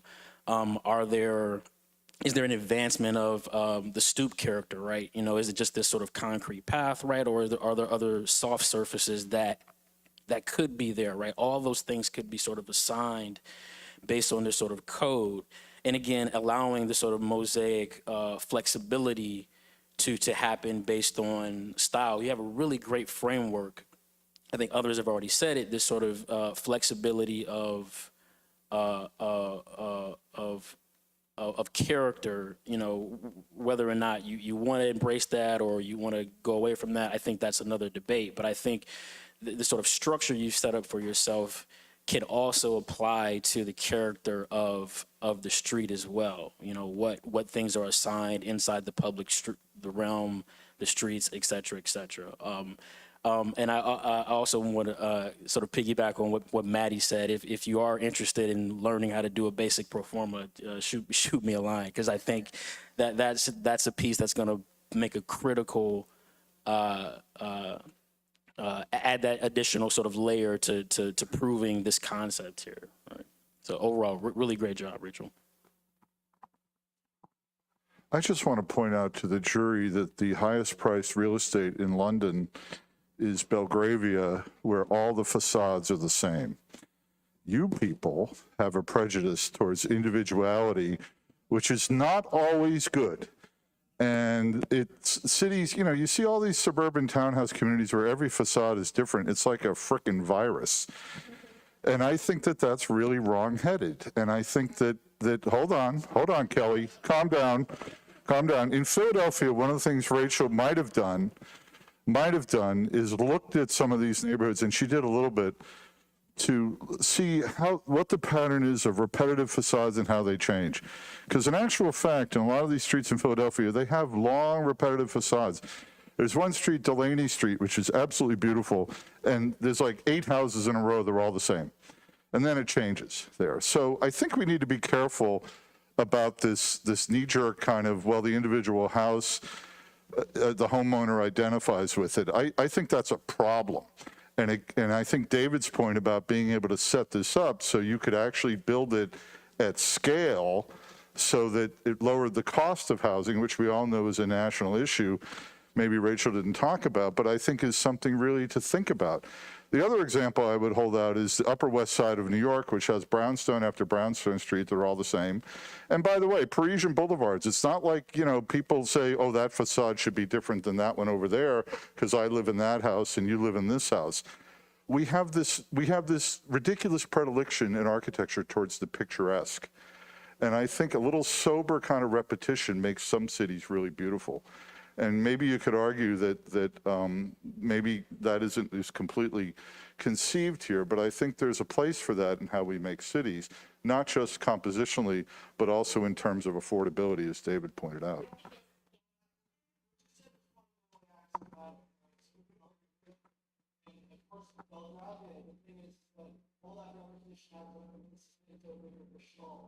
This is why last time I went through that committee, I was so interested in getting Rachel to look at that one front of the townhouses that's on Northern 18th Street in DC between 17th and 18th Street. Because there you have both repetition and variation brought together in one facade. It's exactly the same unit, but with lots of changes in material and formal articulation, it has a sense of variety and continuity separations. So I think there's areas on the one end that bring to us, which I agree with you, we're all too preoccupied with, and at the expense of the city. And on the other end, there is the kind of idea of the gestalt of the sort of repetitive classical image. And I think there's a vast middle ground that you can explore too, which happens. People can play that game. But I appreciate that comment. Perhaps we don't preoccupy with it.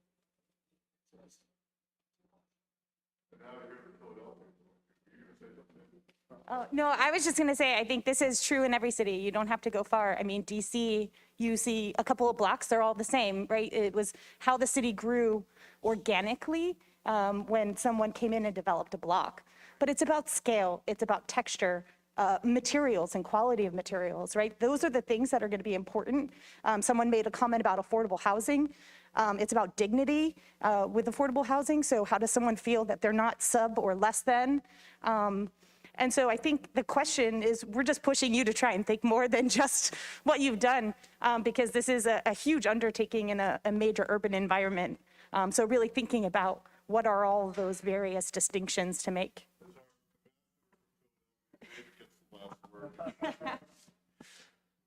So Rachel, just, I think I would just want to repeat what a great thesis, but I would say that Philadelphia is a study in facade development. And so if you look at the brownstones in Center City, Philadelphia, the way in which molding and decoration is developed on those facades, it's very rich and three-dimensional. And then when you go to North Philadelphia and you look at the brownstones in North Philadelphia, which are built about a century and a half later, the molding becomes incredibly shallow. And it's as though the pressure between the public and the private, which when those houses were being built, private life started taking on more responsibility. So it presses on the facade and narrows the depth of the molding.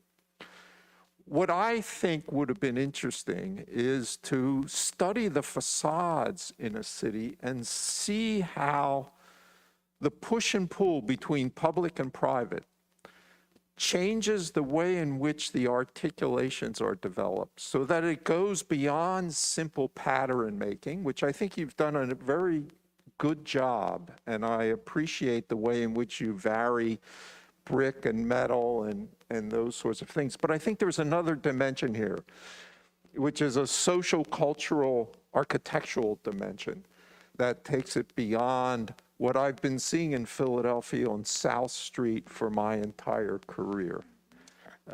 So thank you very much. All righty, Rachel. Gonna come up here, gonna stand over here. Terrific job. And Rachel, my first memory of dealing with Rachel was when she told me how much she hated Rome. And that got us off to just the best start ever, you know? That was not good, but we've recovered. And we bonded over Philadelphia because I have long been fascinated by Philadelphia, this sort of simultaneous sort of presence of the ideal city, which is the Penn Plan, and the ad hoc city, which is how it grew, which I can't think of any other city that has done that, you know, rarely. In DC, there's a little bit of it, but not very much. And when Rachel told me this is what she wanted to do, I was like, I'll be on your committee, you know, because I find that fascinating. And it's been a real pleasure to sort of be part of this. I think, you know, the problem and the solution she proposed, I think, is remarkable in a sense that it is, you know, one of the things Madeline said stuck with me about the pro forma. What you would want to do is understand the delta between, the financial delta between quantity versus size of the unit, right? If you build more units, do you make more money? And typically people would say, oh, you're just shoving units in there. But in actual fact, you have a social construct here that is undergirding all of this. So even though you ended up with quite a few more units than the Toll Brothers study that you did, it's not, you know, it's the sort of thing, it's more units because there's more variety, and more variety is good. And if it pencils better that way, it's even better for a developer. There would be some other challenges here, like, for example, you'd probably have to have 3 or 4 different row house developers because not everybody does the same product type, you know, and it gets a little bit complicated in that regard, but that's okay. I think as well, one of the things I appreciate very much, and also the fact that we got so far, and then David Cronrath joined the committee and pointed out all these things about Philadelphia and its row houses, which I think were really essential. What was really also interesting to me in working with Rachel was, as she started getting into this, I knew she went to Temple undergrad, and I thought she was from Philadelphia. I was like, well, you know, where did you grow up in Philadelphia? She said, I'm from around here. So obviously, you know, Philadelphia made a tremendous impact on her in her undergraduate education and walking the streets of Philadelphia, so to speak, and then coming back and trying to put your hands on it and try and deal with it. I think that's a tremendous kind of thing to take from your undergraduate education, something you've been thinking about for a while, because I know you have, you know. Yeah, and it's the sort of thing that you can spend the rest of your life looking at, because it's such a rich thing about how cities evolve and change over time. I do think that this question of the facades, the questions that were brought up about, well, shouldn't you have also some bigger units or some apartment buildings and things? I think those are valid criticisms, because I think there's probably a tighter range here. You might want a little bit wider range so that you could fit the big fat Toll Brothers unit in here somewhere, you know. But one thing that we talked about as well as regards all that is I said, look, you have to build enough of one type to make it a production line. You know, one developer I work with says, we never do less than 20 townhouses. You know, so we talked about the fact that you have to actually build to scale to make it work for these things. You know, and I think the facades came a heck of a long way. I think this question of whether, you know, the individual facade critique versus the groupings and the patterns are fair ones. I certainly have no problem with repetition, as you all have heard. I think that's a problem in terms of how we build these communities today. I think there's way too much focus on this individuality, and I don't think it helps certain streetscapes. But, you know, I think that's sort of a nice thing that she took on and showed in a certain way.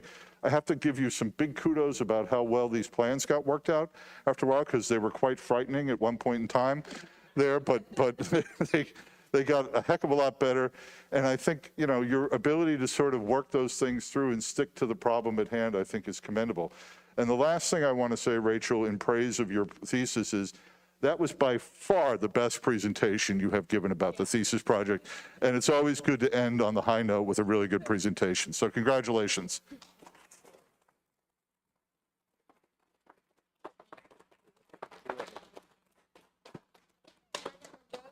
For the audience's sake, Rachel's prior presentations were presented at 45 RPM, and she's actually 33 and a half. So Okay, we're also going to be rotating these panels, so we'll just need like a 2-minute interlude while we rotate the panels and rotate the chairs. Thank you. I was like, detach everything. I actually need to download the. Yeah, go ahead. It should be open in Safari. Go down here. Thank you. I accidentally clicked your mail by It's fine. Thank you.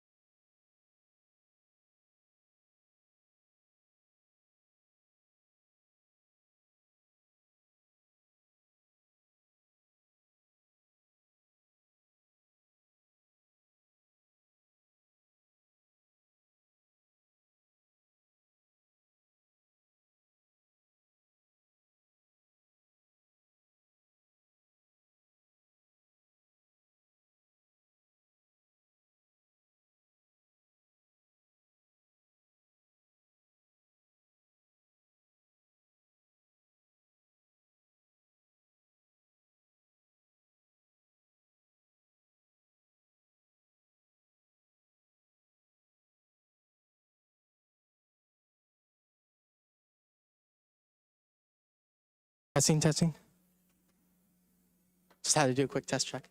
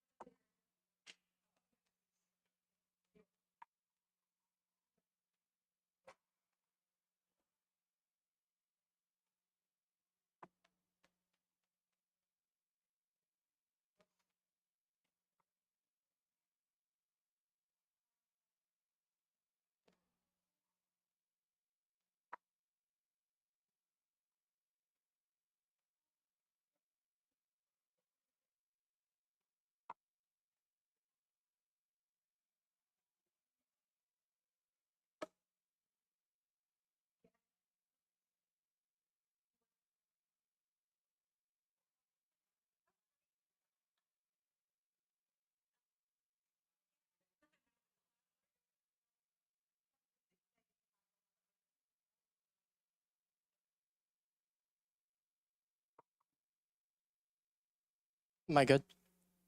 No.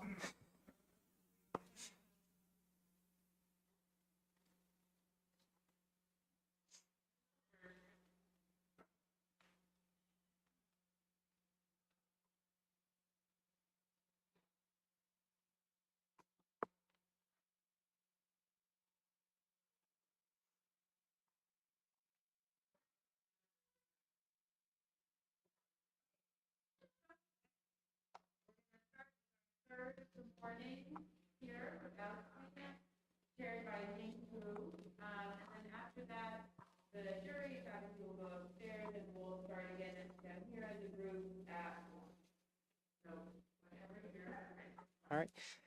Can everyone hear me? Good. All right. So, hello, I'm Alex Pena, and welcome to the Resilient Island. Before I start, I did want to. Oh, I don't. Oh, accidentally clicking things. Zoom, and you just screen share the whole computer.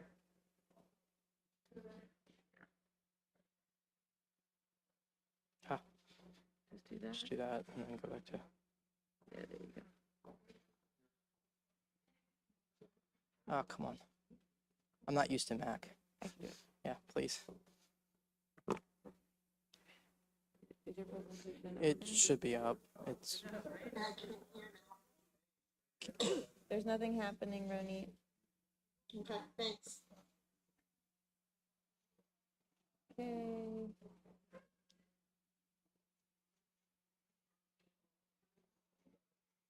There we go. All right, thank you. All right, sorry about that. So again, Alex Pena, welcome to the Resilient Island. Before I start, I do want to give a shout out to my chair, Professor Hu. She has helped me get this far. And also thank you to my colleagues. They have pushed me and done so much for me throughout the last year. So anyways, getting started, the Resilient Island. I'm talking about revitalizing an existing community to make it more resilient to natural disaster within Puerto Rico, within the Caribbean. And when starting off, and actually I shouldn't be looking at this, I should be looking at that. And so kind of starting off, I'm having the same thing as Kathy now. There we go. Starting off, I want to talk about Hurricane Maria. As many of you know, or might know, Hurricane Maria was a huge storm that hit in 2017. And why this is important to my thesis is because Puerto Rico was majorly impacted. Now, there's lots of statistics behind what the impacts were, but the two main ones I wanted to focus on was the estimated damage and the lives lost. Natural disasters globally, wrong way. Natural disasters globally is one of the top 35 causes of death. And in Puerto Rico, it's a major, major impact. And as you can see from this one diagram showing the many hurricanes that have hit Puerto Rico in the last 200 or so years, it's something that the people struggle with on a yearly basis, annual basis. And it's very hard for the people to kind of restructure and kind of rebuild because of these natural disasters are wiping out their infrastructure. And so starting off, I wanted to kind of explain the financial, political, and social failures. As you see, these are images of the damages that are caused from natural disaster. And some of these issues were also premeditative to natural disaster too, but essentially these are just various images showing that those issues. Next thing I want to talk about briefly is the structural failures. Natural disasters cause these many failures to happen to the structures, and I want to try and find a way to adjust it and make it more resilient so that way when they are rebuilding, they aren't having these issues happen constantly. I'm sorry, one other thing I want to note is since it is an island, there is scarce materials, and because they don't have access to the materials that we have in the United States or as like an urban environment, it causes these failures to happen even more. And then the next thing I want to talk about is the building technologies. Why this is important is because each individual technology has its own issue. And again, rebuilding in an environment that has scarce materials, it causes more destruction than it does helping the community. So for instance, wood buildings, if it's in a natural disaster, let's say a hurricane blows by it, the entire building will be taken off the entire foundation, which is not what you want. And then in regards to rubble masonry and brick, cement block and concrete, because the scarce materials, the mixtures in itself isn't good enough to withstand the natural disasters, causing the destruction to happen even more. So now, resiliency is a very general term. So the question is, how do you define resiliency? Well, I was doing some research, and upon my research, I found there's three main resiliencies that I want to focus on: engineering, ecological, and social. So engineering is focusing around how much the structure can withstand before it crumbles. It's more focused on the structural of the structural loads of the building, all that kind of stuff. In terms of ecological, that's how much a system can withstand before the system crashes. And then social resilience, kind of similar, but more related to social infrastructure. and how much people can withstand before it goes into chaos. So leading into this, I wanted to kind of talk to the community and see what they felt like they needed before, during, and after a natural disaster happens. So generally speaking, you can see it both on the boards and on here. But essentially, I asked 4 simple questions. Both were based on resiliency. One was focused on social, or 2 were focused on social, 2 were focused on structural. The social impacts were trying to gauge what they felt like they needed as a community, whether it was more engagement, more connection to the government. And then the other question in regards to structural resilience was focused around what type of building that they felt like they needed and what materials were being reused after a natural disaster happens. And this led me into my programming and what I felt like I needed to focus around in terms of typology. And essentially, I'm going to be doing a phasing program where the first phase is focused on community design, and the second phase is focused around housing. The next thing after I did that survey that I wanted to kind of focus on is the environmental census comparisons. So some of you might not know where Puerto Rico is. Puerto Rico is located southeast of the United States. It's relatively small. So when kind of bringing it into an overview larger, the island itself, it's small, but there's still about 2 to 3 million people living on these islands.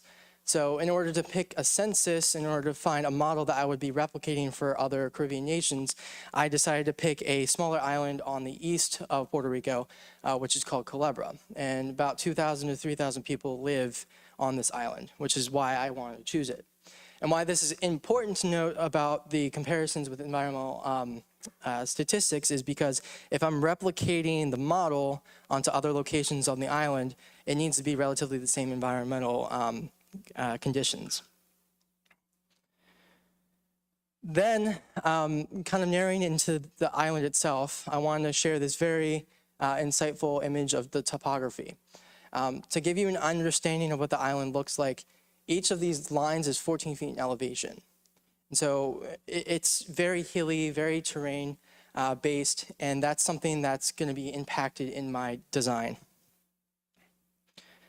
So after picking the island, it's still a relatively big island for talking about 2,000, 3,000 people. So I wanted to select a location on the island that had the most community, and I ended up going with this little town called Dewey.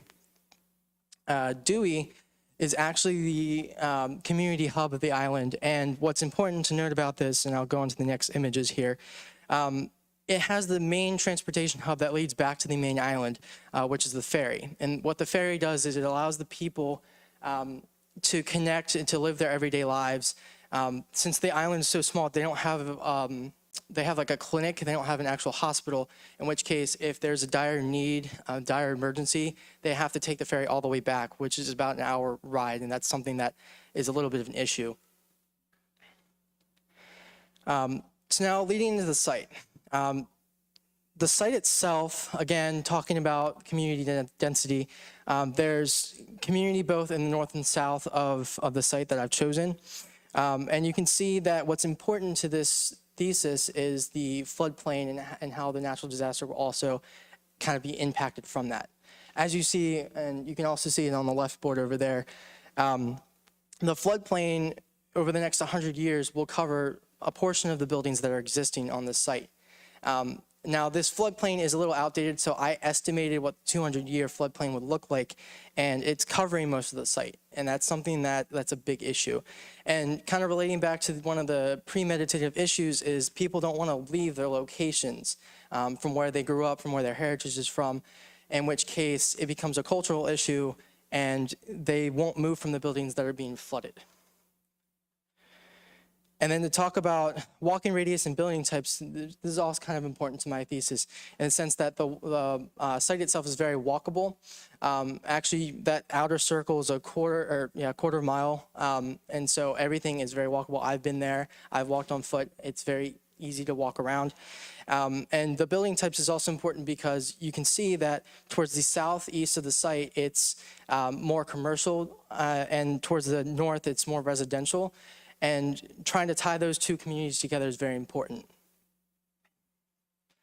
So now, when attempting to attack the site itself, I decided to kind of go with a grid implementation.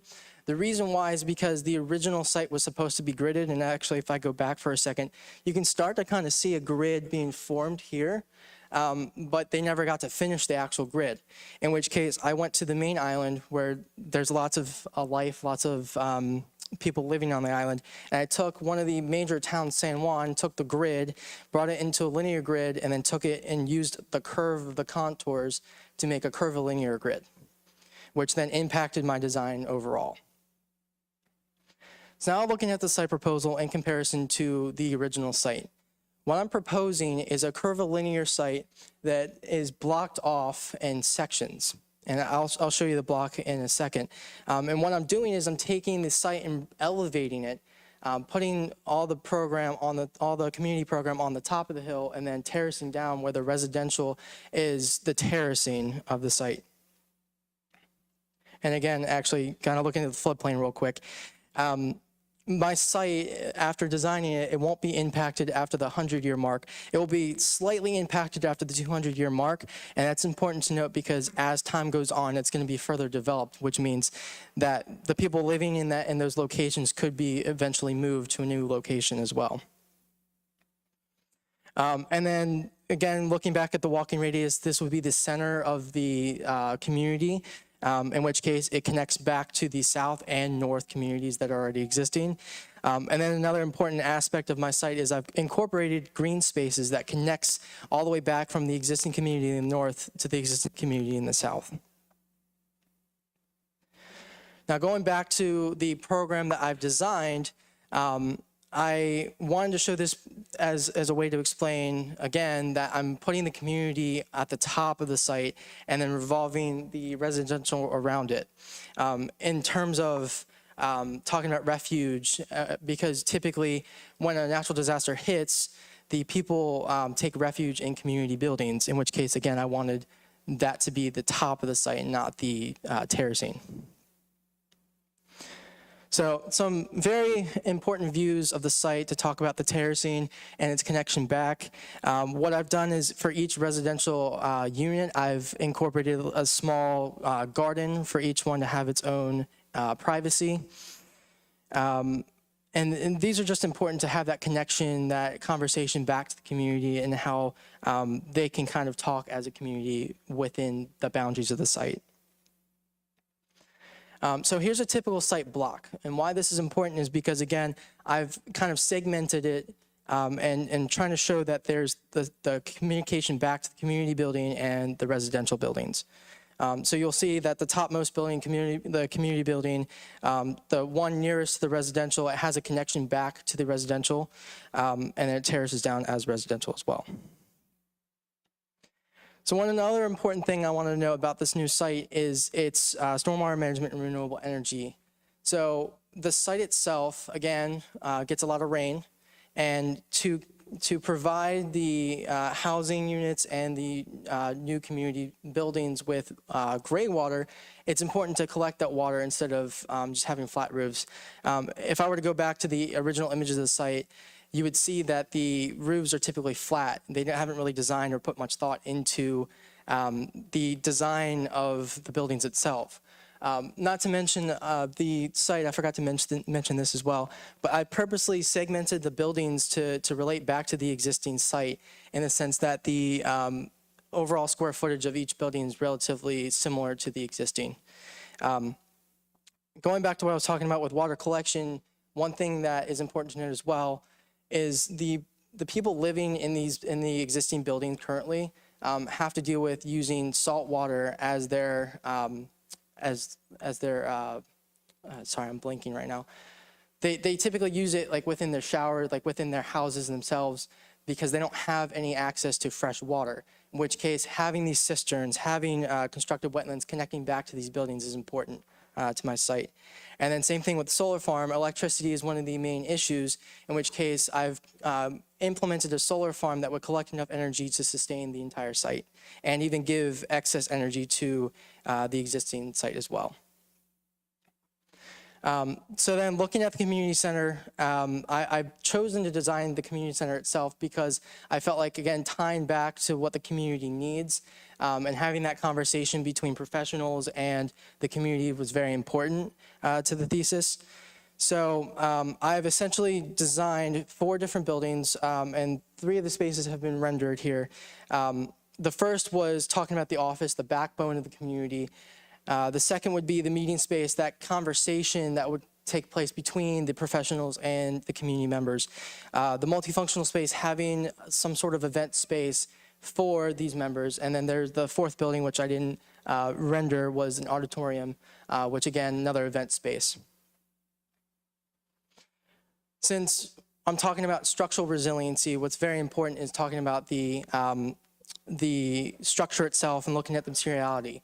Again, looking back at the existing and what they reused, using the survey as a tool, I brought in and used the materials that they had recommended that they reuse after natural disaster, in which case would be brick, concrete, and cement block, and well, also wood too. But that's mainly, for me, used in the trusses. And leaving you with these last images, these are all really important spaces, and this connects all 3 resiliencies together. The section perspective in general, again, connects back to those 3 resiliencies. 1, looking at the structure as a structural resilience. 2, looking at the social program that's going within the building. And 3, looking at the ecological, how the roof pitches are collecting that water and supplying the site with those important aspects. And with that, I thank you, and I'm going to open it up to questions.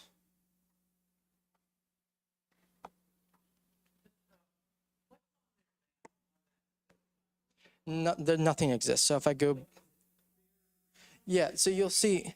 So there's a bunch of trees. Now, I didn't document it because the documentation was very hard. Question, Alex, could you repeat it? Because those of us. Oh, Julie Gabrielli asked the question of what was existing on the site where I placed my new site.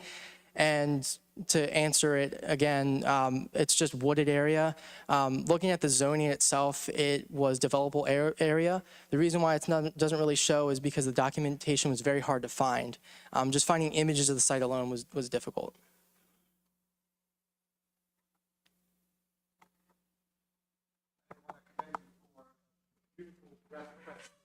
A beautiful graphic presentation that I see here, where there's actually a lot of information. I was interested on the poll that you took. Was this actually mostly like general population, or there were actual segments of professionals that you asked these questions? So I asked these questions to the general public. I tried to send the poll to, so I have family that lives in Puerto Rico, so I tried to send it to family, connecting to the community that's already existing. I had to ask people that used to live there or had family that lives there to get these answers. So I hope that answers the question.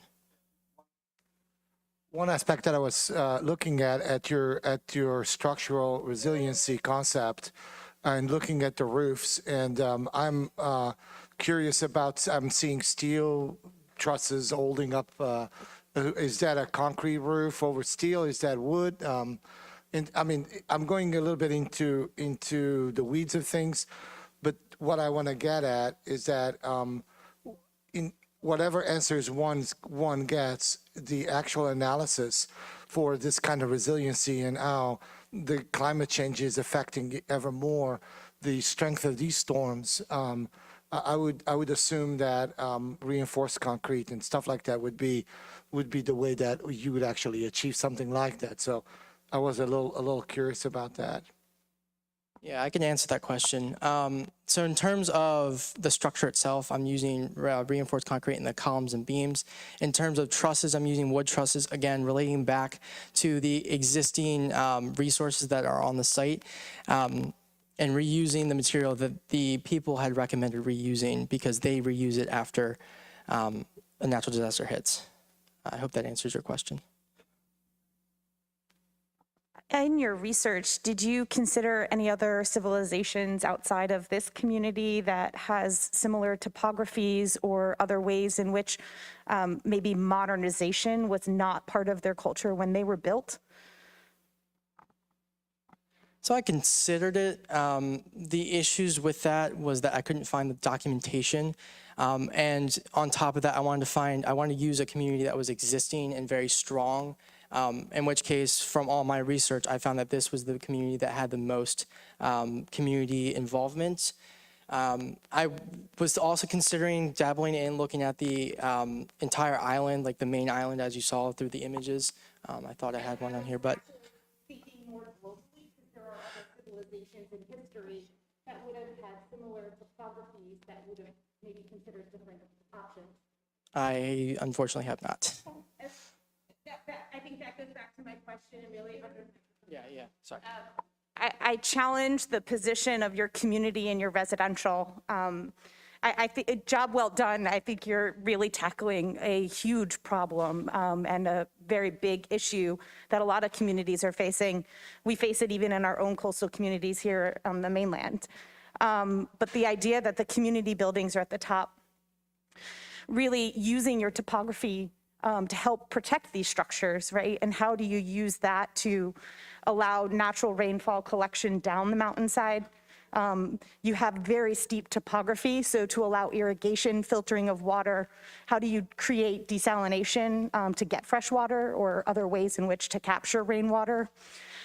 So to really consider and push that idea that perhaps the residential buildings could be, as a lower scale, could have been the top. And you could have really used the community center to tuck in, create greater protection in a lower level, below grade type spaces and places for safe haven or things like that during a storm as well, considering most people probably do not evacuate.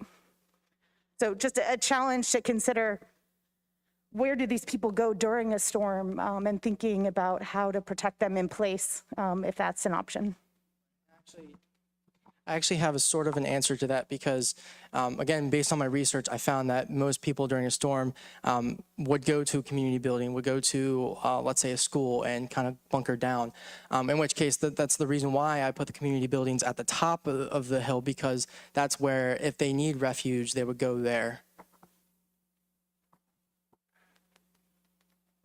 Maybe to talk more about that question, I commend you on this topic, and I think it's a really important one. I'm looking for, I think, a kind of similar series of strategies that deal specifically with some of these sustainable issues. For example, like water collection.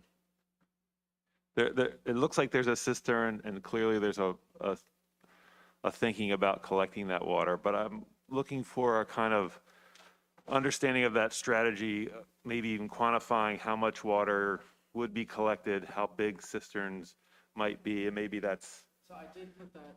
Okay. If you don't mind. Yeah. So I did put that in my presentation right here, talking about the water needs based on the site. And by looking at this, you can see that I'm getting more, about 200,000 gallons more than what the site would require. So there's 4 cisterns relatively, and to also clarify, that number is for the community building itself. It wasn't for the entire site. The number for the solar farm is for the entire site, but I would assume that that number that I'm using for water for the community building itself could be replicated to the other buildings on the site. This is helpful while we're here. So in terms of the solar farm, it's kind of on it's on a piece of site that's sloping kind of away. I mean, a couple questions about that even. Like, is there a way that all of these things could become more integral to the whole complex as opposed to, here's where we're going to put some solar farming? I mean, all of these things are really important, and I think I'm looking for that kind of celebration of that element. They're all, in the constructed wetlands, like, why just there? Why can't it be a belt around the whole thing? Or as some of these things integrate with the site as opposed to just sort of placing them in discrete locations? There are very specific requirements for these systems to actually work properly, right?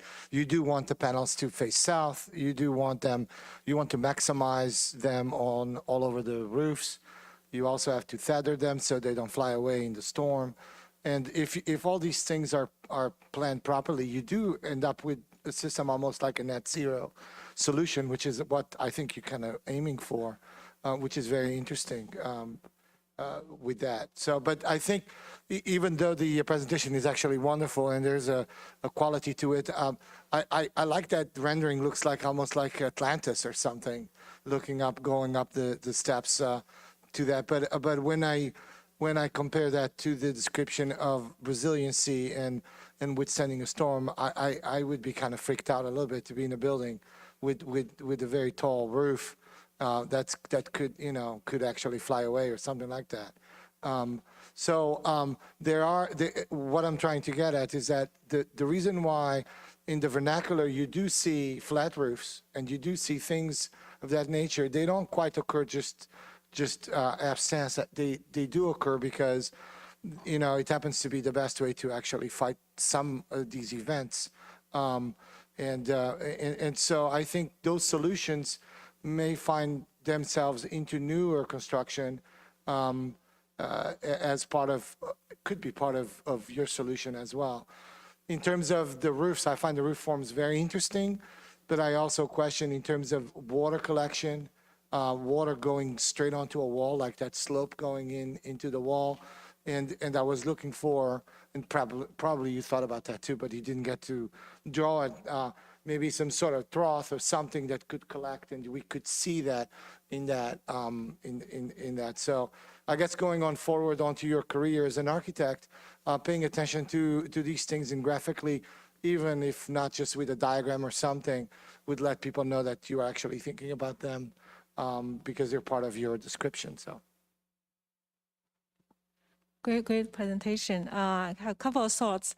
So I try to balance out to try to understand your overall goals. I think first I look at the title. I thought maybe gonna focus on one type or couple of different type of single-family homes because you look at home, and then I look at the presentations more towards a community. You build several homes, and then you have a community center, and then so my question is if we're more focused on homes. And as previous two presentation, we do want to see a little bit more detailed of, a couple of type of homes that you see in the neighborhood fits the islanders, typical family grouping. If it's more community focused for your main research, I will see that maybe you can highlight what the existing community center exists on the island, how your new centers can be connected. Is that going to be served, your community center, is that going to only serve the new families you build or going to be in kind of a scattered around and then can serve more communities? How to your new community kind of weaving into the existing ones?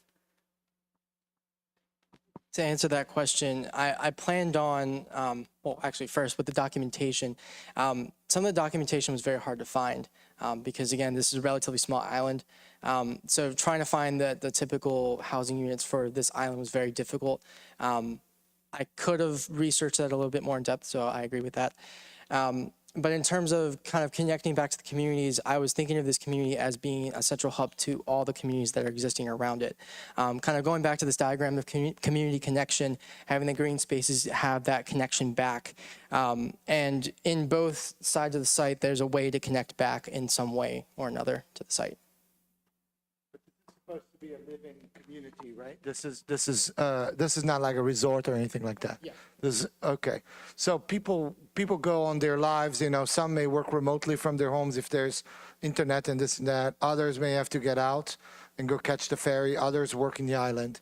You do have to go shopping. You do have to bring the shopping home. Is this mainly a walkable pedestrian community, or you do have to have a way to get to your upper house there with groceries and stuff like that, and how you would do that. So there's an aspect of this that when I look at the solution, I find that very intriguing and actually beautiful as a diagram. I'm looking at it versus the functionality of it and what you are proposing for this community and how that actually weaves together. So, but anyway.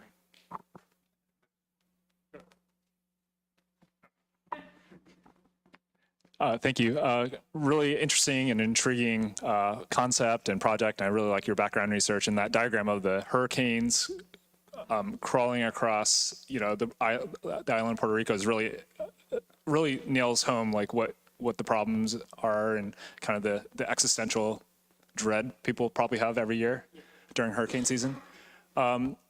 So in this village, I'm looking at your new intervention and effectively, you're doubling the size of this, probably historic village. It's probably the biggest addition or intervention this village will ever see. It's a big deal for the city and its history. And when I look at the design, kind of the urban design, it feels, I'm looking at the edges. You have a lot of parking and surface lots on the edges. There's a strict perimeter. It doesn't feel very well integrated into the adjacent community. And I'm wondering, could there have been a stronger integration? I really like this, you have the ridge line, you have the main street, potentially like a really nice kind of move here. Could you have maybe bought out some adjacent properties and really kind of connected it to the heart of the historic neighborhood and really kind of make the two pieces mesh and connect?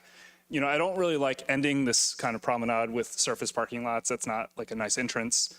It's kind of a roundabout way. If I'm trying to get from downtown up to this new hill intervention, you have a lot of staircases. I'm not sure, maybe we can extend some of these into the water, have a better relationship to the water. So just kind of thinking globally about the existing context and integrating this new development with that. I think that could use a layer of additional study. And then kind of zooming into the hyper detail, I was kind of thinking about resilience and structural resilience. Like shear walls, I think could be a potentially a good tool for this project. CMU walls, long CMU walls tend to be very good at resisting lateral load in one direction, but not the other. And I think you have a lot of 60, 70 foot wall, 80 foot walls that are very linear, but when there's, you don't really know, you can't predict the direction of wind.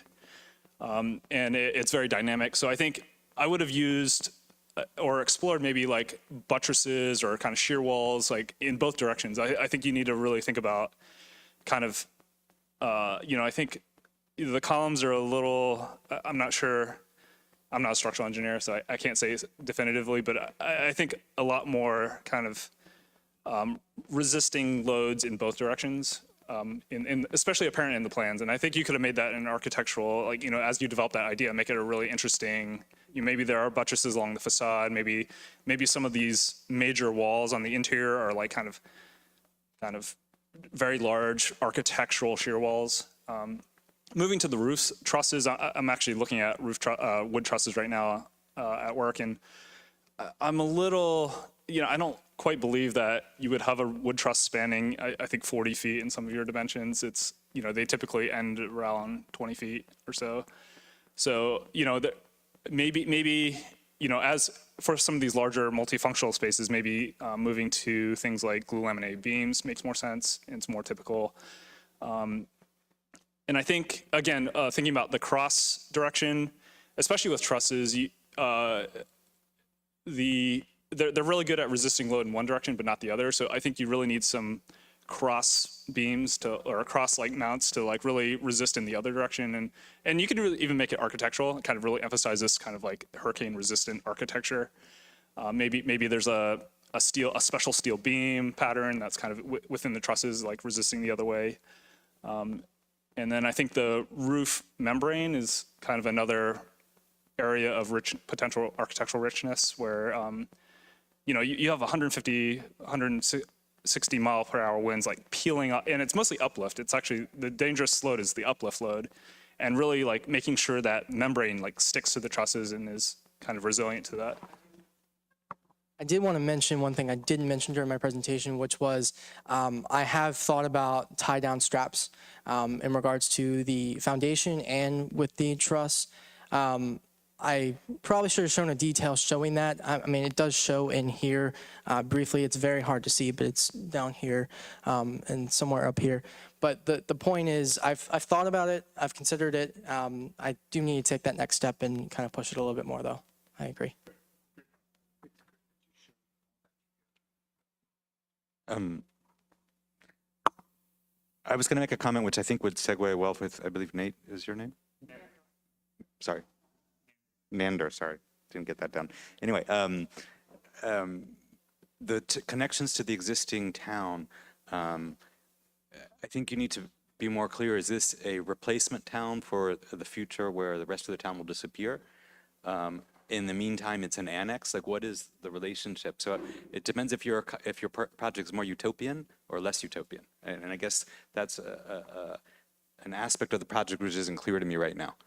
And wait, one more other thing.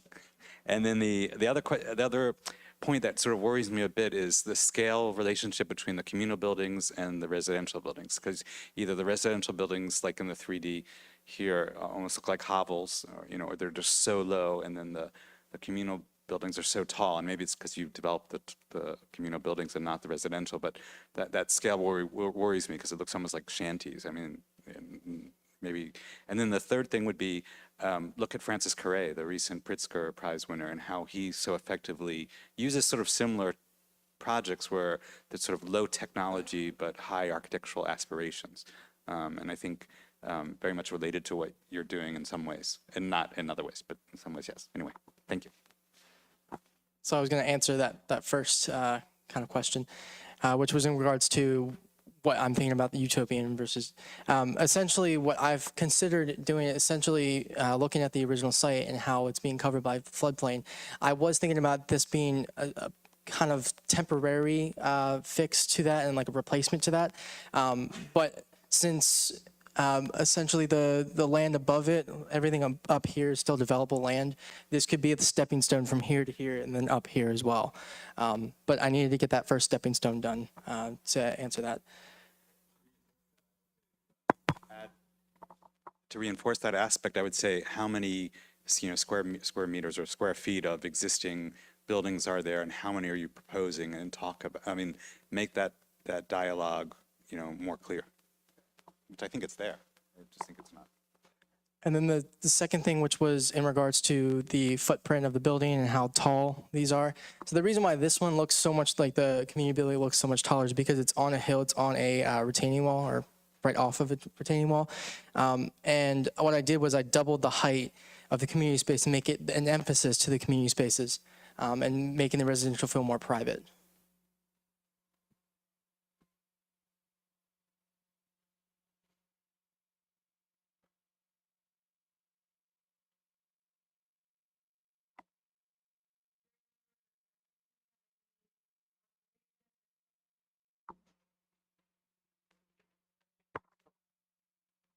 Okay, you got me curious. I, of course, am always intrigued when someone tackles resilience, and your initial presentation was really well done, and I love the idea that you surveyed people.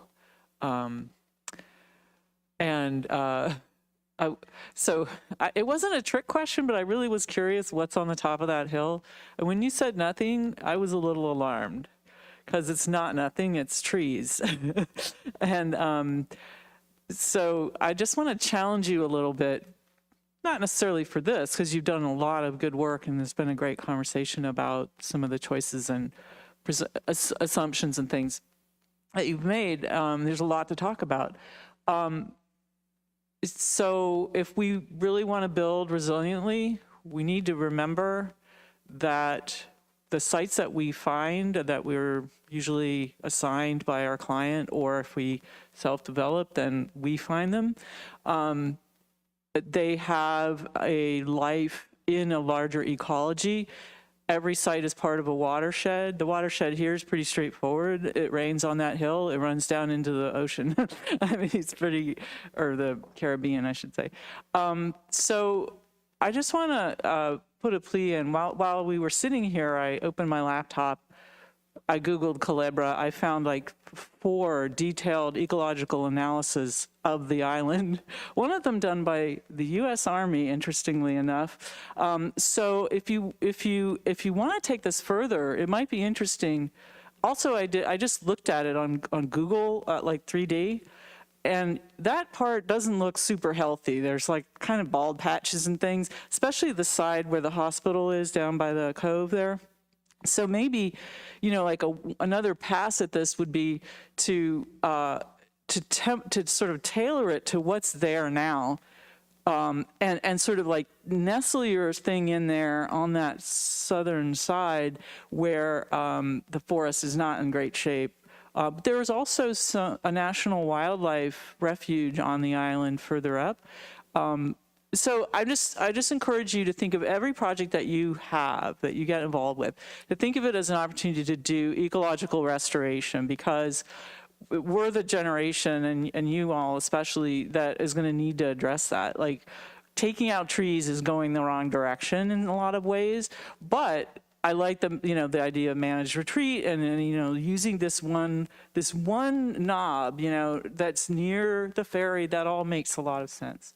So I've gone on too long, but I just want to encourage you to also consider reality, even in a theoretical project, because it can lead you to a lot of rich areas of exploration.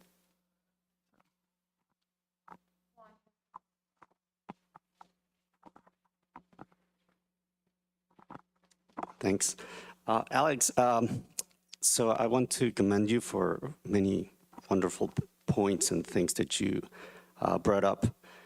Firstly, the intention behind the thesis project, in order to, the idea to bring resilient habitation to the inhabitants of this island, and thinking about ways to turn their lives into a more ecological mindset. I do want to question you or ask you to think more critically about urban form and about the way that you integrated your project within the island. I'm referring specifically to the notion of the grid. The grid is kind of a loaded urban form. So there's very positive aspects to a grid, and there's some that are not very much. And even sometimes from a symbolic and historical, cultural point of view, a grid can be a slippery slope in which it can be read as something that is imposed, something that is colonial. And in this context of Puerto Rico, which has suffered colonialism, continues to suffer it at the hands of the U.S. government, it could be read a little bit as a continuation of that settler colonialist mindset.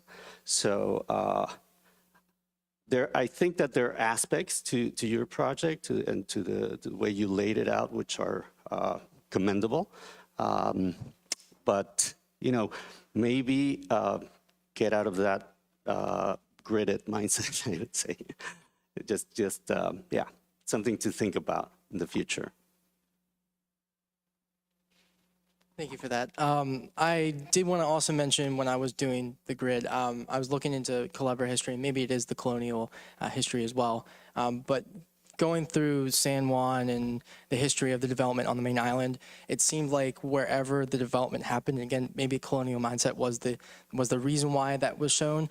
But in each kind of development, there was a grid system, which is why I kind of took this forward. But again, something I need to think about and consider is the colonial mindset and how that impacts the site.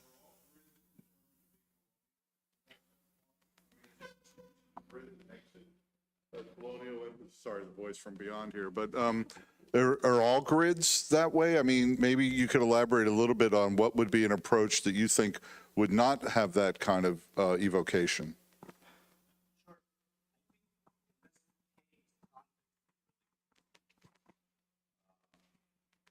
I think context is very important in this case. So in this case, I think the grid is very loaded. first of all. Once again, because we're talking about Puerto Rico, but also because looking at the topography and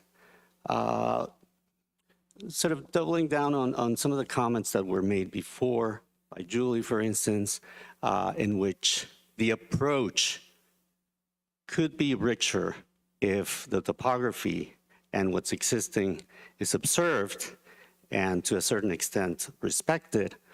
I think the way that the new project could be stitched onto the existing fabric, I think the results could have been different.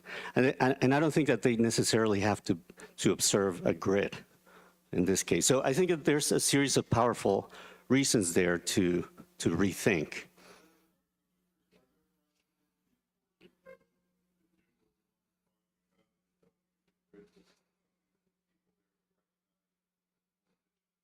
I've seen it.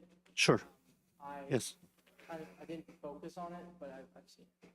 Yeah. That I don't know. Yeah.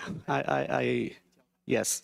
The whole Caribbean region, maybe not looking at Puerto Rico specifically or this immediate context, but the whole Caribbean region is extremely rich. I mean, we're talking about Cuba, we're talking about Puerto Rico, Venezuela, Central America.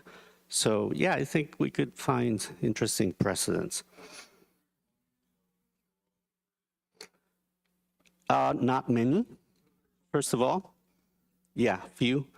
And second point, something I didn't mention is that even the Spaniards, colonial Spaniards, they mostly, attending to classical precedents and theory, like Vitruvius, they mostly shied away from sloped areas and tried to look for more flat terrains.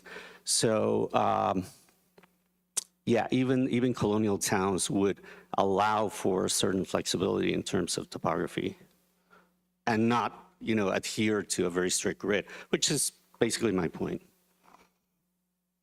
So Simon. Yeah, I think that the topography argument is compelling. You've already set the stage for this by tucking the housing into the hillside, I think very sensitively.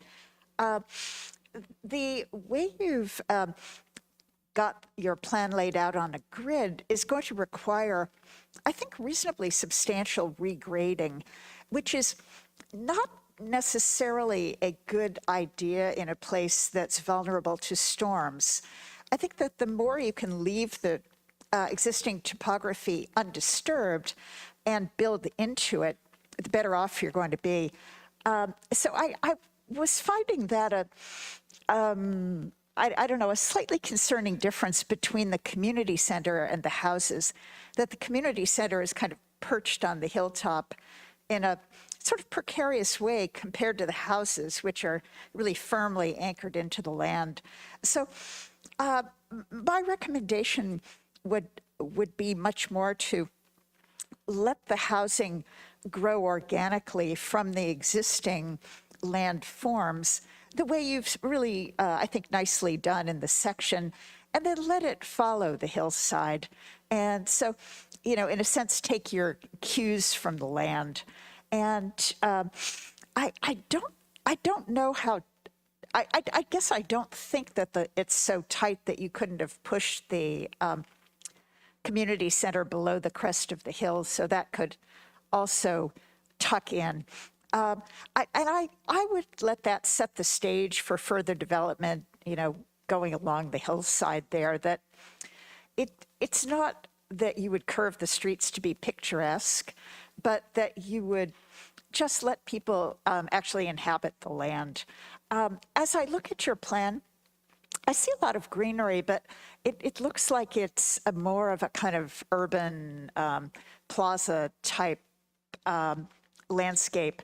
And I also would question that a bit. I think having a plaza associated with the community center makes terrific sense, but I'm not exactly sure why the houses are growing up out of the hardscape. And finally, since they do seem to be tucked into the land, I was wondering if the land couldn't, come out onto the rooftops, because because you will be seeing those rooftops as you're looking down the hill. So it just seems like an opportunity. I guess I see a little bit of that in the blocking diagram there. But it seems like that, that might be something you would make more of, sort of letting people live on those rooftops as well as on the ground.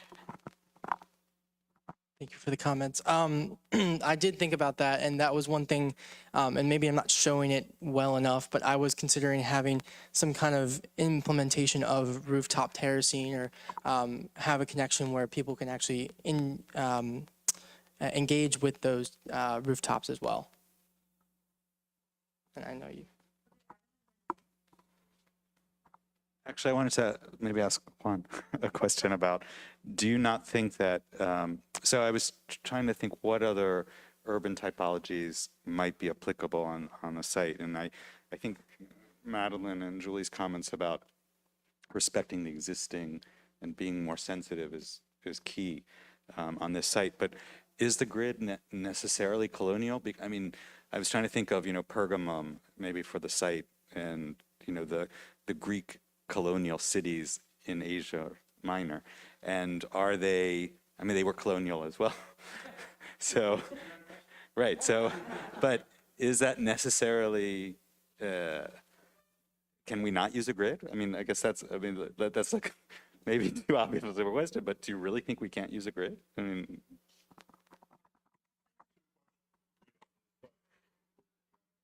Yeah, so I mean, I don't mean to, hog the lamplight here, but no, grids are not evil. I'm not saying that.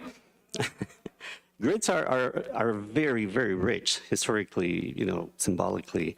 They carry a lot of connotations in history. The heavenly Jerusalem paradigm, the Temple of Solomon, which I would say are positive, because they refer to these religious ideals and utopias. There's Philadelphia's grid, which is, the city of brotherly love and all of that, another utopia. So they have this utopian character to them. In this case, however, and I guess my comment tried to touch on the topic of when you intervene in a site, what are the precedents that you use and for what reasons? And Alex mentioned, well, I looked at San Juan, right? The city of San Juan, and I sort of took that grid and I inserted it or imposed it on this site. And that's my question. Is that the best approach? Was that the best, attitude? Because there's that. There's the issue of the colonial history of the island, but there's also the question of, is this the best answer for this site in particular? I don't know.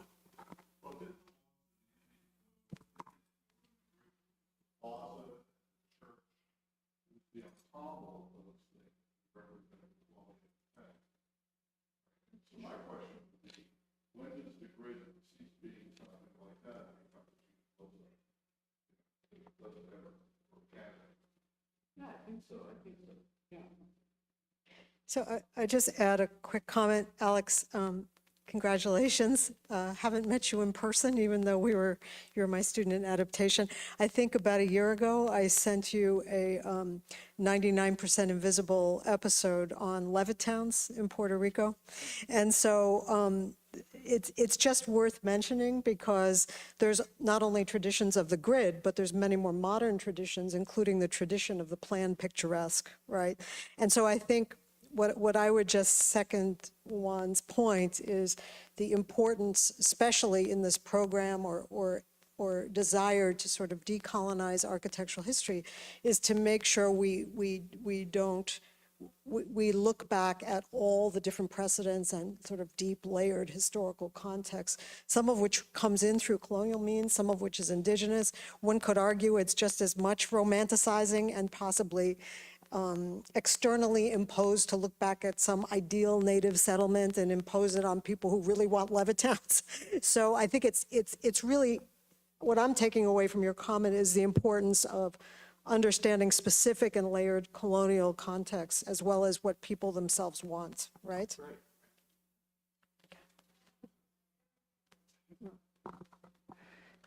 I really hate to interrupt and stop this rich conversation and discussion, but our time is up. So actually, before I summarize something, I want to give you an anecdote about the whole process, how Alex worked in the past 2 semesters, right? So even we understand, we know from the beginning, whichever design decision we make, whichever design solution we propose, we are going to stimulate, we are going to invite a lot of discussion like this, like what just happened, right?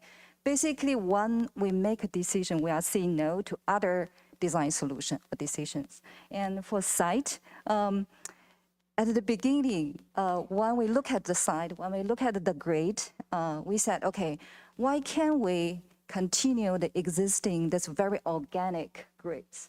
Why can't we continue this existing urban fabric and adapt to the topo, really difficult topo? And we're going back and forth, and this is, which lead to this final decision. I actually believe it or not, this leads to the minimum cut to the site, and also give us enough place to build a new community. Because what we imagine is what happened in the next 5 years. All of a sudden, a 200 years flooding just invade this island. What if all the existing town is no more usable, right? What do we do? It's a combination of utopian and realistic solution. Realistic, at least a framework to propose a solution. But anyway, so that's enough anecdote. The couple of things I want to mention about the thesis project. First, I want to thank you, Alex, to take me on this journal with him. And I think this thesis is really about to provide a framework, a strategy, how to address resiliency, instead of provide a final solution to the site. So, because when we think about the resilience, this topic is so broad. There are so many different understandings. As Alex explained, there is engineering resiliency. It's all about how we can build back better, and how we can make our building strong enough. And ecological resilience is about how we can adapt to the future change, which is unknown to us, right? Maybe we evolve to something completely different, a mountain town to a lake town, that's possible. So that is the view from ecologists.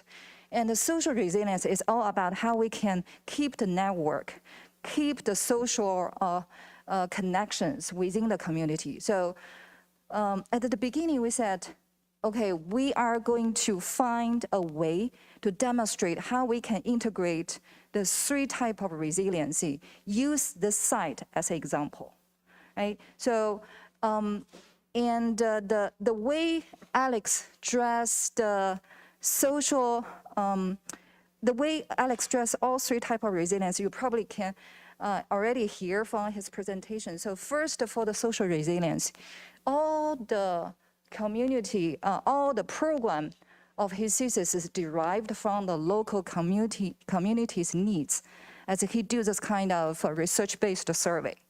And in terms of address ecological resilience, the grades, the controversial grades, and also the calculation how much land he needs to cut and how much land he can preserve is a way to really address the ecological resilience by provide different type of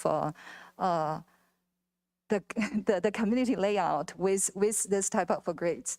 And engineering resilience is about how we can use the local material available to the community to build quicker and cheaper but beautiful.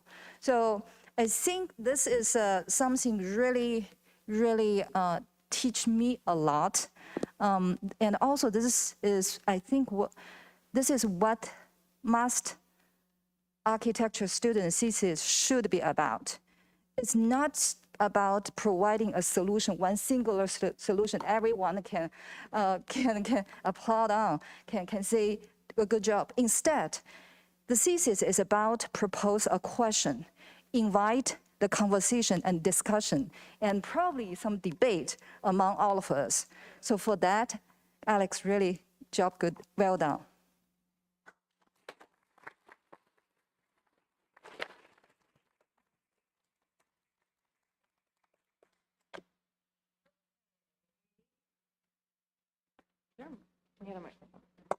Okay, so thanks and congratulations to the first 3 presenters. That is a huge feat that you have now, a threshold you have now passed. Afternoon, people, we will chat with you starting at 1. So if you're here and you're a student and you're done or you're not done, let's all work together to get these boards down, the new ones up in the right arrangement.